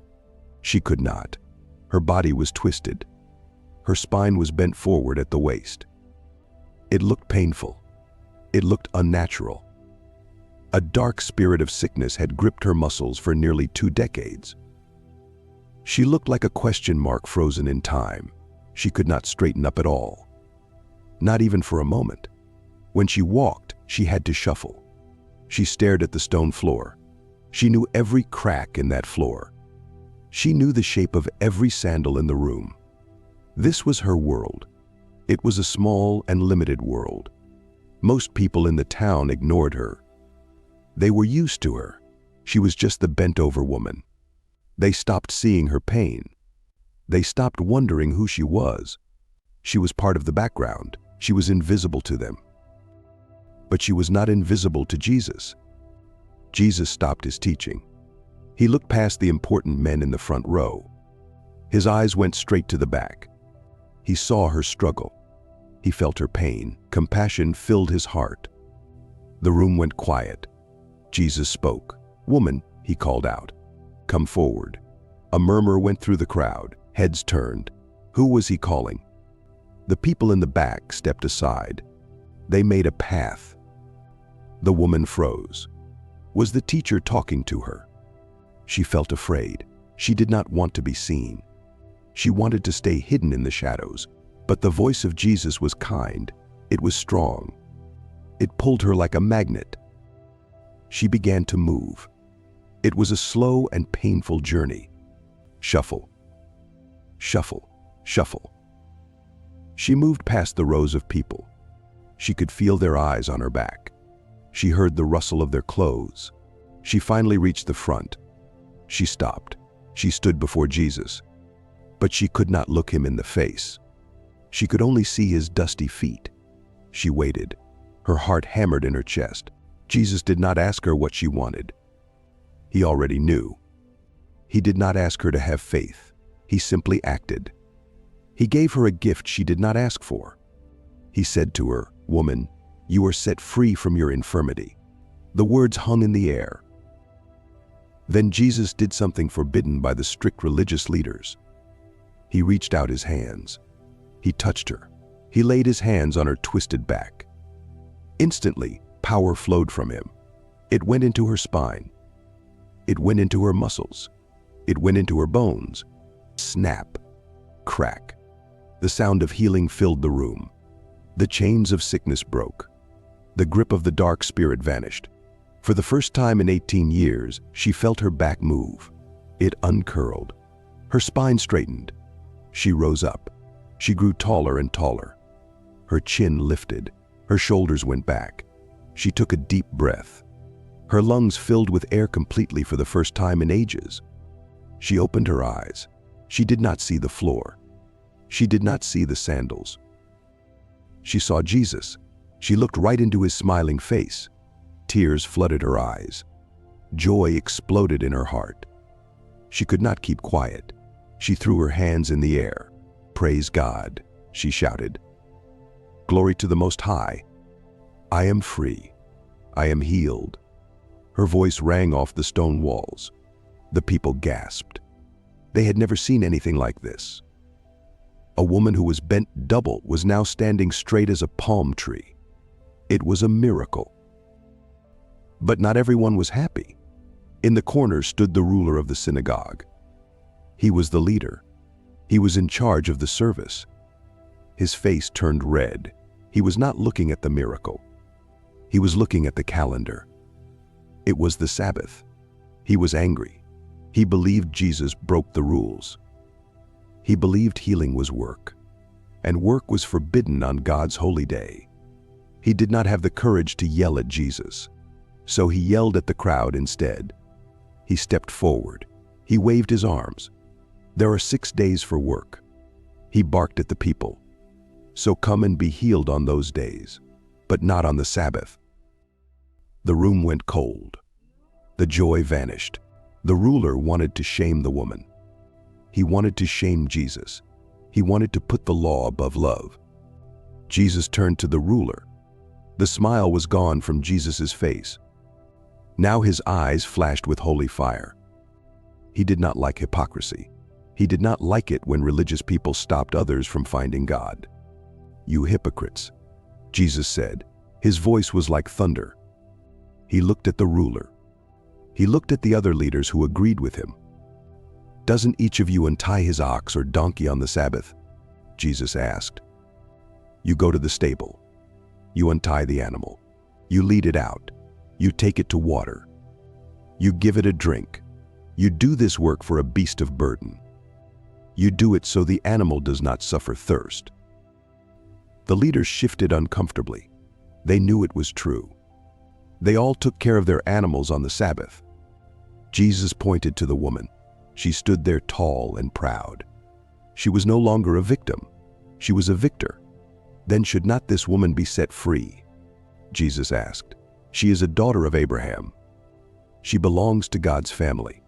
Satan has kept her bound for 18 long years. Should she not be set free from this bond on the Sabbath day? The logic was perfect. It pierced through their hard hearts. If an ox is worth saving on the Sabbath, surely a human being is worth more. If water is good for a donkey, surely freedom is good for a suffering woman. The Sabbath was made for rest. And what is better rest than being free from pain? The ruler of the synagogue had no answer. He closed his mouth. He looked down. Shame covered his face. All his opponents were humiliated. They realized their hearts were hard. They cared more about their rules than they cared about people. But the people in the crowd were not ashamed. They were delighted. A cheer went up. It started as a whisper and grew into a roar. They saw the truth. God was good. God was present. God cared about the bent-over woman. They rejoiced at all the wonderful things Jesus was doing. The synagogue filled with the sound of praise. The service ended. The people poured out into the street. The sun was still shining. But now, for one woman, the world looked different. She walked out the door. She did not shuffle. She strode with purpose. She felt the sun on her face. She looked at the blue sky. She saw the birds flying high above. She smiled at her neighbors, and they smiled back. She had come in looking at the dirt. She left looking at the glory of God. She was straight. She was strong. She was free. Okay, let's look at how Jesus showed mercy to people that everyone else had forgotten. 10 men were trapped in a living death, rejected by their families, banned from their villages. But Jesus was about to change everything. He was traveling toward Jerusalem, walking along the border between Samaria and Galilee, when 10 desperate voices called out to him from a distance. But let me tell you what happened before that moment. Let me help you understand why these 10 men stood so far away and why their story would become one that people would tell for thousands of years. The sun rose over the rocky hills of Samaria. In a small cave outside a nameless village, 10 men stirred from their sleep on the hard ground. They had no blankets, no comfortable beds, no wives to prepare breakfast for them. They had nothing. These were lepers. Let me explain what that word meant. Leprosy was a disease that ate away at your body slowly. It started with white patches on your skin. Then your skin would become numb. You couldn't feel pain anymore in those places, which sounds good until you realize that pain protects you. Without pain, you would burn yourself and not know it. You would cut yourself and not feel it. Infections would set in. The disease would spread. Your fingers might curl up and become useless. Your toes might do the same. In severe cases, parts of your body would actually fall off. Your nose might collapse. Your face would become disfigured. But the physical suffering was only part of the horror. The law of Moses said that lepers were unclean. They couldn't live in the village anymore. They couldn't go to the synagogue. They couldn't hug their children or kiss their wives. They couldn't work their jobs or eat with their friends. If a leper saw someone coming down the road, the law required them to shout out a warning: unclean. They had to cover their mouths and stay far away. At least 6 feet, some rabbis said. Others said it should be much farther. Most people believed that leprosy was a punishment from God for some terrible sin. So not only were you sick and isolated, but everyone thought God himself had cursed you. These 10 men had lost everything: their homes, their families, their futures.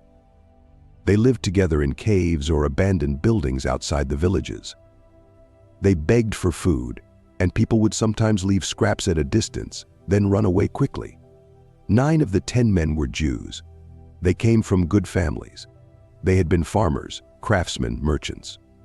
They had wives who now lived as widows. They had children who grew up without fathers. The 10th man was different. He was a Samaritan. Now, Jews and Samaritans hated each other. They had hated each other for hundreds of years. The Samaritans were descendants of Israelites who had married foreigners and mixed their worship of God with pagan practices. Jews considered them traitors and heretics. A good Jew would walk miles out of their way to avoid passing through Samaria. But leprosy is a great equalizer. When you have nothing, when everyone has rejected you, when you're dying slowly and painfully, old hatreds start to seem less important. These 10 men needed each other to survive. So the 9 Jews and the 1 Samaritan lived together, sharing their misery, sharing what little food they could beg. They had heard the stories about Jesus. Everyone had heard the stories. This teacher from Nazareth who healed the sick, who made blind eyes see, who even raised the dead. The rumors said he had healed lepers before. One man, touched by Jesus, had been made completely clean. The 10 men had talked about this many times during the long, dark nights in their cave. Could the rumors be true? Could this Jesus really heal leprosy? And even if he could, would he? Would he care about 10 outcasts living like animals outside the villages? They had almost given up hope. Then one morning a traveler passed by and shouted news to them from a safe distance. Jesus was coming this way. He was traveling along the border between Samaria and Galilee, heading toward Jerusalem. The 10 men looked at each other. Their hearts began to pound. This might be their only chance. They left their cave and made their way toward the road where Jesus was expected to pass. They moved slowly because some of them could barely walk. Their feet were damaged by the disease. But they pushed forward, helping each other, driven by desperate hope. When they reached the road, they found a spot and waited. They didn't know if Jesus would come today or tomorrow. They didn't know if he would even stop when he saw them. But they waited. Hours passed. The sun climbed higher in the sky and beat down on them. They had no shelter here, no shade, but they didn't move. Then they saw him.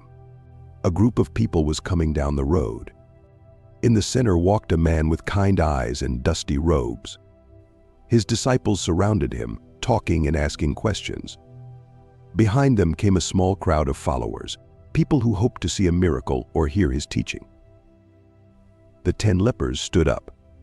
Their hands shook with excitement and fear. This was the moment. But the law said they had to keep their distance.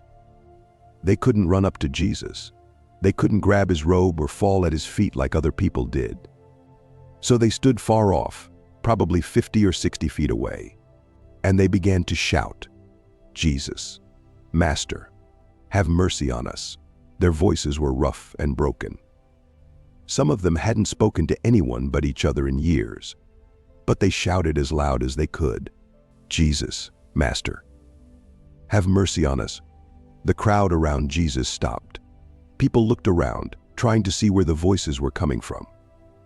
Then someone spotted the 10 men standing at a distance. Several people in the crowd backed away nervously. A few mothers pulled their children close. "Lepers," someone whispered. The word passed through the crowd like a cold wind. The disciples moved to place themselves between Jesus and the 10 men. But Jesus walked right past his disciples. He looked at the 10 men with the same compassion he showed to everyone who came to him in need. The men kept shouting, "Master, have mercy on us. Please, have mercy." They didn't specifically ask to be healed. They didn't demand a miracle. They simply asked for mercy. And that made all the difference. Jesus studied them for a long moment. He saw their ravaged skin, their damaged bodies, their desperate eyes. He saw 9 Jews who had been forced to accept help from a Samaritan. He saw one Samaritan who had been grudgingly accepted by Jews. He saw 10 men who had nothing left but each other and a tiny spark of hope. Then Jesus spoke. His voice carried clearly across the distance between them. "Go and show yourselves to the priests." That was all. No touch, no prayer. No "be clean" like he had said to other lepers. Just instructions. Go show yourselves to the priests. The 10 men looked at each other, confused. According to the law, when someone was healed of leprosy, they had to go to the priests to be examined. The priests would verify that the disease was truly gone. Then they would perform certain ceremonies and the person could return to normal life. But these men weren't healed yet. They still had leprosy. Their skin still showed the white patches. Their bodies were still damaged. Why would Jesus tell them to go to the priests now? Then one of them understood. Jesus was telling them to go as an act of faith. He was saying, start walking, as if you're already healed. Go to where healed people go. The man turned and started walking. The others hesitated for just a moment, then followed. They had nothing to lose. What was the worst that could happen? They were already outcasts, already dying. They might as well obey. They walked down the road, away from Jesus, heading toward their villages where the priests would be. Their feet kicked up dust with each step. The sun beat down on their backs. And then it happened. One of the men looked down at his hands as he walked. He gasped. The white patches were fading. Even as he watched, his skin began to turn healthy and pink. The numbness in his fingers disappeared. He could feel the breeze on his skin again. He could feel the warmth of the sun. "Look," he shouted. "Look at your hands." The others stopped and stared at their own hands, their arms, their bodies. The same thing was happening to all of them. The disease was vanishing like morning mist under the sun. Skin that had been dead and white became alive and healthy. Fingers that had been curled and useless straightened out. Strength returned to their legs. They ripped open their robes to check their chests, their stomachs. Clean, all clean. Not a trace of leprosy anywhere. They began laughing and crying at the same time. They grabbed each other's hands, something they hadn't been able to do for years. They jumped and danced on the road like children. "We're healed," they shouted. "We're healed. We can go home." 9 of them immediately thought of their families, their wives, their children, their mothers and fathers. They could embrace them again. They could sit at the dinner table with them. They could return to their jobs, their lives, their places in the community. They hurried down the road toward the village, toward the priests who would verify their healing, toward the life they had lost. But the 10th man stopped, the Samaritan. He stood in the middle of the road, looking down at his healed hands. He thought about what had just happened. This Jewish teacher had shown him mercy when his own people had driven him away. Jesus hadn't asked if he was a Jew or a Samaritan. He had simply healed him. The man turned around. In the distance, he could still see Jesus and his disciples walking down the road, continuing their journey. He started running back. His legs worked perfectly now. His feet, which had been damaged and painful, carried him smoothly and quickly. He ran as fast as he could. As he ran, he began praising God in a loud voice. Glory to God. Praise His name. Thank you, Lord. Thank you. People along the road stared at him. They didn't know his story. They just saw a man running and shouting praises to God with tears streaming down his face. He caught up to Jesus and threw himself down at Jesus' feet. He didn't care that Jesus was a Jew and he was a Samaritan. He didn't care about hundreds of years of hatred between their peoples. He only cared that this man had given him his life back. "Thank you," he said, his face pressed to the dusty ground near Jesus' feet. "Thank you, Master. Thank you." Jesus looked down at him. Then he looked around at the disciples and the crowd. His face showed both compassion and sadness. "Were not 10 men made clean?" Jesus asked. His voice carried a note of wonder and disappointment. "Where are the other 9?" No one answered. The crowd looked around, but the other 9 healed lepers were long gone. Jesus looked back down at the Samaritan man still kneeling at his feet. Was no one found to return and give praise to God except this foreigner? The word hung in the air. Foreigner. The 9 Jews who had been healed couldn't be bothered to return and say thank you. But this Samaritan, this hated outsider, had come back. Jesus reached down and helped the man to his feet. He looked into his eyes with deep kindness. "Stand up and go," Jesus said. "Your faith has made you well." Now, this is interesting. All 10 men were physically healed.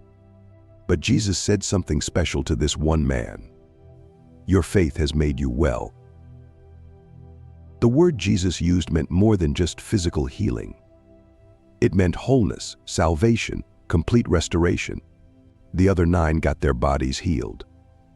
But this man got something more. He got his soul healed too. He met God in the person of Jesus, and he would never be the same. The Samaritan bowed low one more time, then turned and walked away. But he walked differently than the other 9. They had rushed off to reclaim their old lives. He walked slowly, savoring every step, knowing that he had encountered something far greater than physical healing. He had met the Son of God. The 9 Jews went to the priests and were declared clean. They returned to their families. They picked up their old jobs. They went back to their old routines. Within weeks, they probably thought about their healing less and less. Life moved on. But the Samaritan went home with a story that he would tell for the rest of his life. About the day he was an outcast twice over, rejected for his disease and rejected for his heritage. About the day a Jewish teacher showed him that God's mercy was bigger than human hatred. About the day he learned that saying thank you matters more than almost anything else. And Jesus continued down the road toward Jerusalem, knowing that in a few weeks he would face his own rejection. He would be cast out of the city. He would hang on a cross like an outcast, like someone unclean. But through that death, he would bring healing to everyone who would turn back and thank him. Everyone who would recognize what he had done. Everyone who would kneel at his feet and say, "Thank you, Master. Thank you." The question Jesus asked that day still echoes across the centuries. Where are the other 9? Where are the people who receive blessings but never say thank you? Who get what they want but forget who gave it to them? Who are healed but never return to the healer? 1 in 10 came back, just one. But that one received something the others missed. He received not just healing for his body, but peace for his soul. He received not just the removal of his disease, but the presence of God himself. And that made all the difference. Indeed, gratitude is a virtue. Now let's look at one of the most amazing stories about friendship and faith in all the Bible. 4 men loved their friend so much that they refused to let anything stop them from getting him to Jesus. Not crowds, not locked doors, not even a solid roof. Jesus was teaching in a house in Capernaum when suddenly pieces of ceiling began falling on his head. And what happened next would leave everyone speechless. The morning started like many others in Capernaum. The sun rose over the Sea of Galilee, casting golden light across the water. Fishermen were already out in their boats, casting nets. Women walked to the well with clay jars balanced on their heads. Merchants opened their shops in the marketplace, but something different was happening today.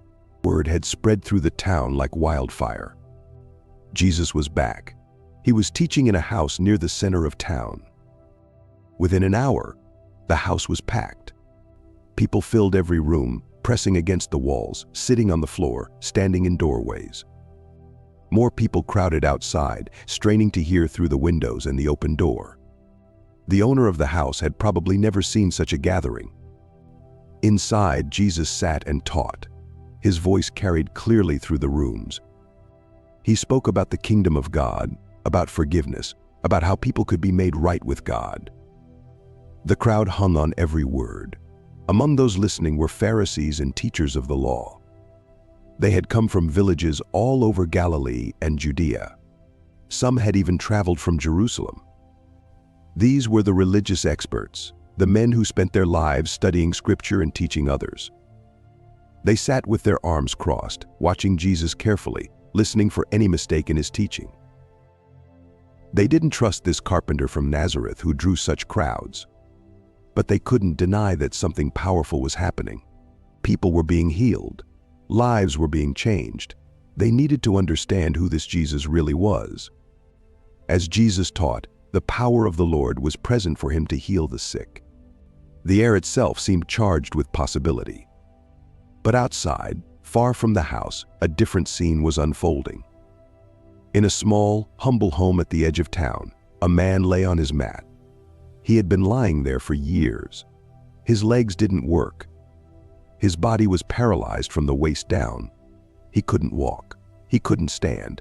He couldn't even shift his position without help. Every day was the same. He would wake up on his mat. Someone would bring him water and food. He would lie there all day, staring at the ceiling, listening to life happen outside his window. Children laughing, merchants calling out their wares, people going about their business, using legs that worked, living lives that had purpose. He had no job. He couldn't support himself. He depended entirely on others for everything. The shame of it ate at him almost as much as the physical pain. But he had 4 friends who refused to give up on him. These 4 men had known him since childhood. They had played together in the streets of Capernaum. They had learned to fish together, had celebrated festivals together, had grown up together. When their friend became paralyzed, they didn't abandon him like so many others did. They stayed. They visited him regularly. They brought him food. They sat and talked with him, trying to ease his loneliness. They carried him outside sometimes so he could feel the sun on his face and hear the sounds of the town. And when they heard that Jesus was teaching nearby, they looked at each other with the same thought. This was their chance. They had heard the stories. Jesus had healed a man with leprosy.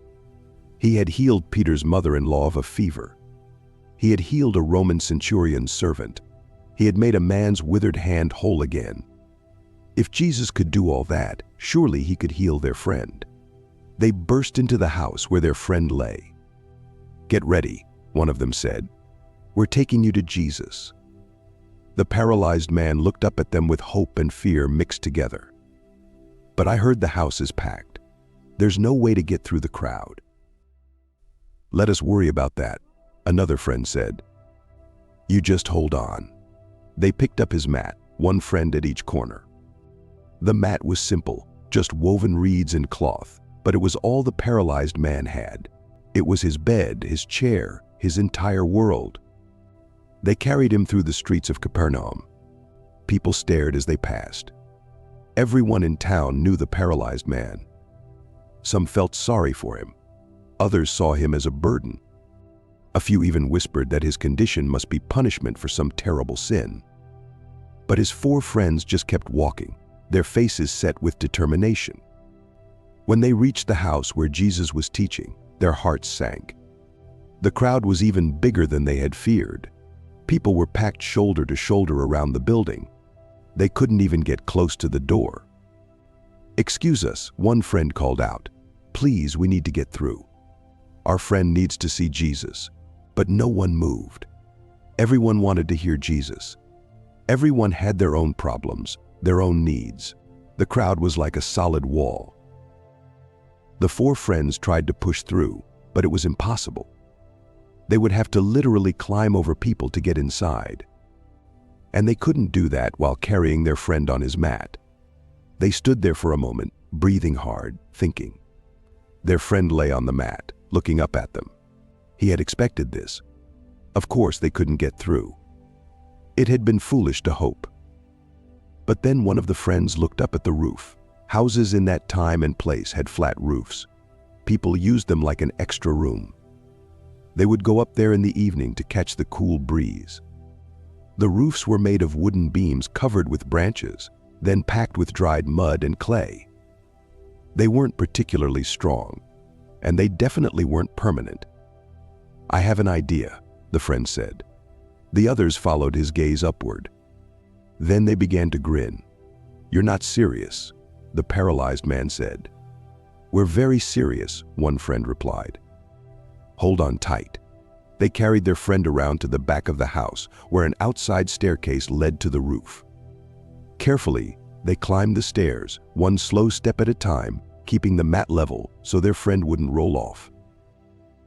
When they reached the flat roof, they could hear Jesus' voice drifting up from below.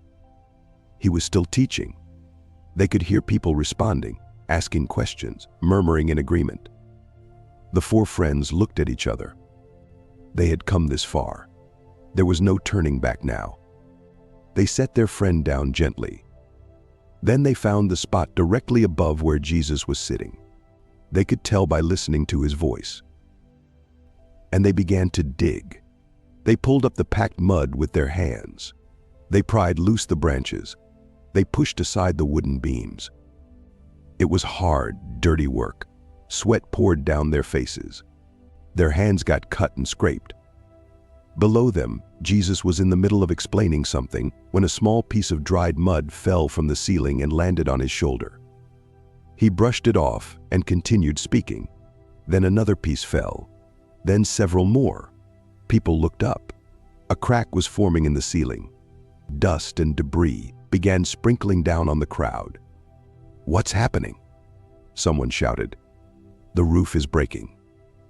Another person yelled. People scrambled away from the area where the ceiling was opening up. The Pharisees and teachers pulled their robes over their heads to protect themselves from the falling dirt. But Jesus just looked up with interest. He didn't move. He didn't seem worried. He was curious about what would happen next. The hole in the roof grew bigger. Sunlight poured through. The four friends on the roof worked frantically, making the opening large enough to fit their friend through. Finally, the hole was ready. They picked up the mat with their friend on it. They had brought ropes, and now they tied them to the four corners of the mat. "Ready?" one friend called to the others. "Ready," they answered. Slowly, carefully, they began lowering their friend through the hole in the roof. The paralyzed man gripped the sides of his mat as he descended. He could see the faces of the crowd looking up at him in shock and amazement. He could see the debris scattered on the floor below. And then he saw Jesus, looking up at him with the warmest, kindest eyes he had ever seen. The mat reached the floor, right at Jesus' feet. The ropes went slack. The paralyzed man lay there, covered in dust and bits of roof, surrounded by a stunned crowd, looking up at Jesus. The four friends appeared at the edge of the hole, looking down, their faces full of hope and expectation. For a moment, nobody spoke. The only sound was the creaking of the damaged roof and the heavy breathing of the four friends who had just torn a house apart for their friend. Jesus looked at the paralyzed man. Then he looked up at the four friends peering down through the hole. Then he looked around at the crowd, at the shocked faces, at the Pharisees and teachers who were trying to process what had just happened. And Jesus smiled. He saw something that amazed even him. He saw their faith. Not just the paralyzed man's faith, though that was there too, but especially the faith of those four friends. They had believed so strongly that Jesus could heal their friend that they had literally torn apart a roof to get to him. They had refused to let any obstacle stop them. That kind of faith was rare. That kind of love was beautiful. Jesus looked back down at the paralyzed man. But he didn't say what everyone expected. He didn't say, "Be healed." He didn't say, "Stand up and walk." Instead, he said something that shocked everyone in the room. "Son, your sins are forgiven." A murmur ran through the crowd. The paralyzed man blinked in surprise. His four friends, still looking down through the hole, glanced at each other in confusion. But the Pharisees and teachers of the law had a much stronger reaction. They began whispering urgently to each other, their faces growing red with anger. "Who does he think he is?" one muttered. "This is blasphemy." Another hissed, "Who can forgive sins but God alone?" They didn't say these things out loud. They kept their voices low, speaking only to each other. But they were thinking them very loudly in their hearts, and Jesus knew it. He could read their thoughts as clearly as if they had shouted them. He turned to face the Pharisees and teachers. "Why are you thinking these things in your hearts?" he asked them. They fell silent, surprised that he knew what they were thinking. Jesus continued, "Which is easier to say to this paralyzed man, 'Your sins are forgiven,' or to say, 'Stand up, pick up your mat, and walk'?" No one answered. They all understood the question. Anyone could say, "Your sins are forgiven." How would you prove whether it happened or not? You can't see sins being forgiven. You can't measure it or test it. But saying, "Stand up and walk" to a paralyzed man? That was different. Either the man would stand up or he wouldn't. Everyone would see immediately whether Jesus had the power to back up his words. Jesus let the question hang in the air for a moment. Then he spoke again, his voice carrying clearly through the room. "But I want you to know that the Son of Man has authority on earth to forgive sins." He turned back to the paralyzed man lying at his feet. "I tell you, stand up, pick up your mat, and go home." For a heartbeat, nothing happened. The paralyzed man lay there, his useless legs stretched out on the mat. The crowd held its breath. Then the man's toes moved. Just a tiny twitch, but he felt it. He felt his toes. For the first time in years, he could feel his feet. Strength flowed into his legs like warm water filling an empty vessel. His muscles, which had been dead and useless, suddenly came alive. He could feel them. He could move them. He sat up. The crowd gasped. He swung his legs around. People backed away, giving him room. He placed his feet flat on the floor. And then, slowly, he stood up. He stood on legs that hadn't held his weight in years. He stood straight and tall. He looked down at his legs in wonder, shifting his weight from one foot to the other. They worked. They actually worked. The crowd erupted in shouts and exclamations. People praised God. Some fell to their knees in worship. Others wept openly. Above, through the hole in the roof, the four friends were laughing and crying and hugging each other. They had done it. Their crazy plan had worked. Their friend was healed. Jesus smiled at the healed man. "Now pick up your mat and go home." The man bent down and rolled up his mat. The same mat he had been lying on just moments before. The mat that had been his prison for so long. Now it was just a lightweight bundle under his arm. He looked at Jesus, his eyes shining with tears. "Thank you," he whispered. "Thank you, Master." Then he turned and walked toward the door. The crowd parted for him like water. He walked with steady steps, getting stronger with each stride. People reached out to touch him as he passed, as if his healing might somehow rub off on them. He stepped out into the sunlight, into the street, into his new life. His four friends scrambled down from the roof and met him outside. They threw their arms around him, all five of them laughing and crying together.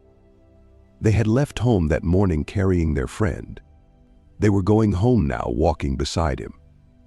Behind them, the crowd slowly dispersed, everyone talking at once about what they had witnessed. "We have seen amazing things today," they said to each other. "We have never seen anything like this." The Pharisees and teachers of the law left quietly, their minds troubled. They had seen something impossible happen. They couldn't deny it, but accepting it meant accepting that Jesus had authority from God. And that was something they weren't ready to do. The owner of the house stood looking at the hole in his roof, shaking his head. But he was smiling. How could he be angry? He had hosted a miracle in his home. The story of what happened in his house would be told for generations. And Jesus? He simply continued teaching, as if tearing open roofs and healing paralyzed men was all in a day's work. But the lesson of that day went far deeper than physical healing. Jesus had shown that he cared about the whole person. Not just the body, but the soul. The paralyzed man needed his legs healed, yes, but he needed his sins forgiven even more. And Jesus had shown that real faith sometimes requires radical action.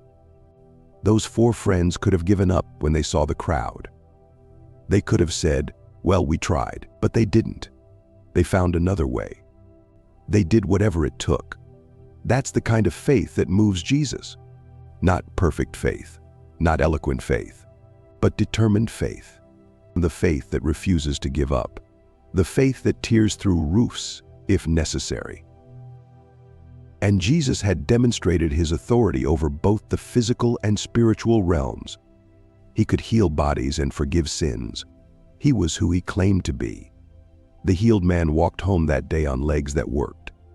But more than that, he walked home with a soul that was free. His sins were forgiven. His body was whole.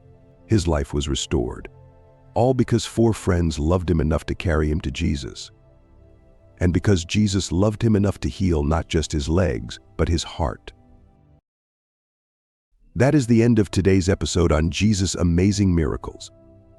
Remember, what he did then, he can still do in our lives today. His miracles remind us that no situation is too difficult for him. Take courage, believe in his promises, and let his love guide your every step. God bless you.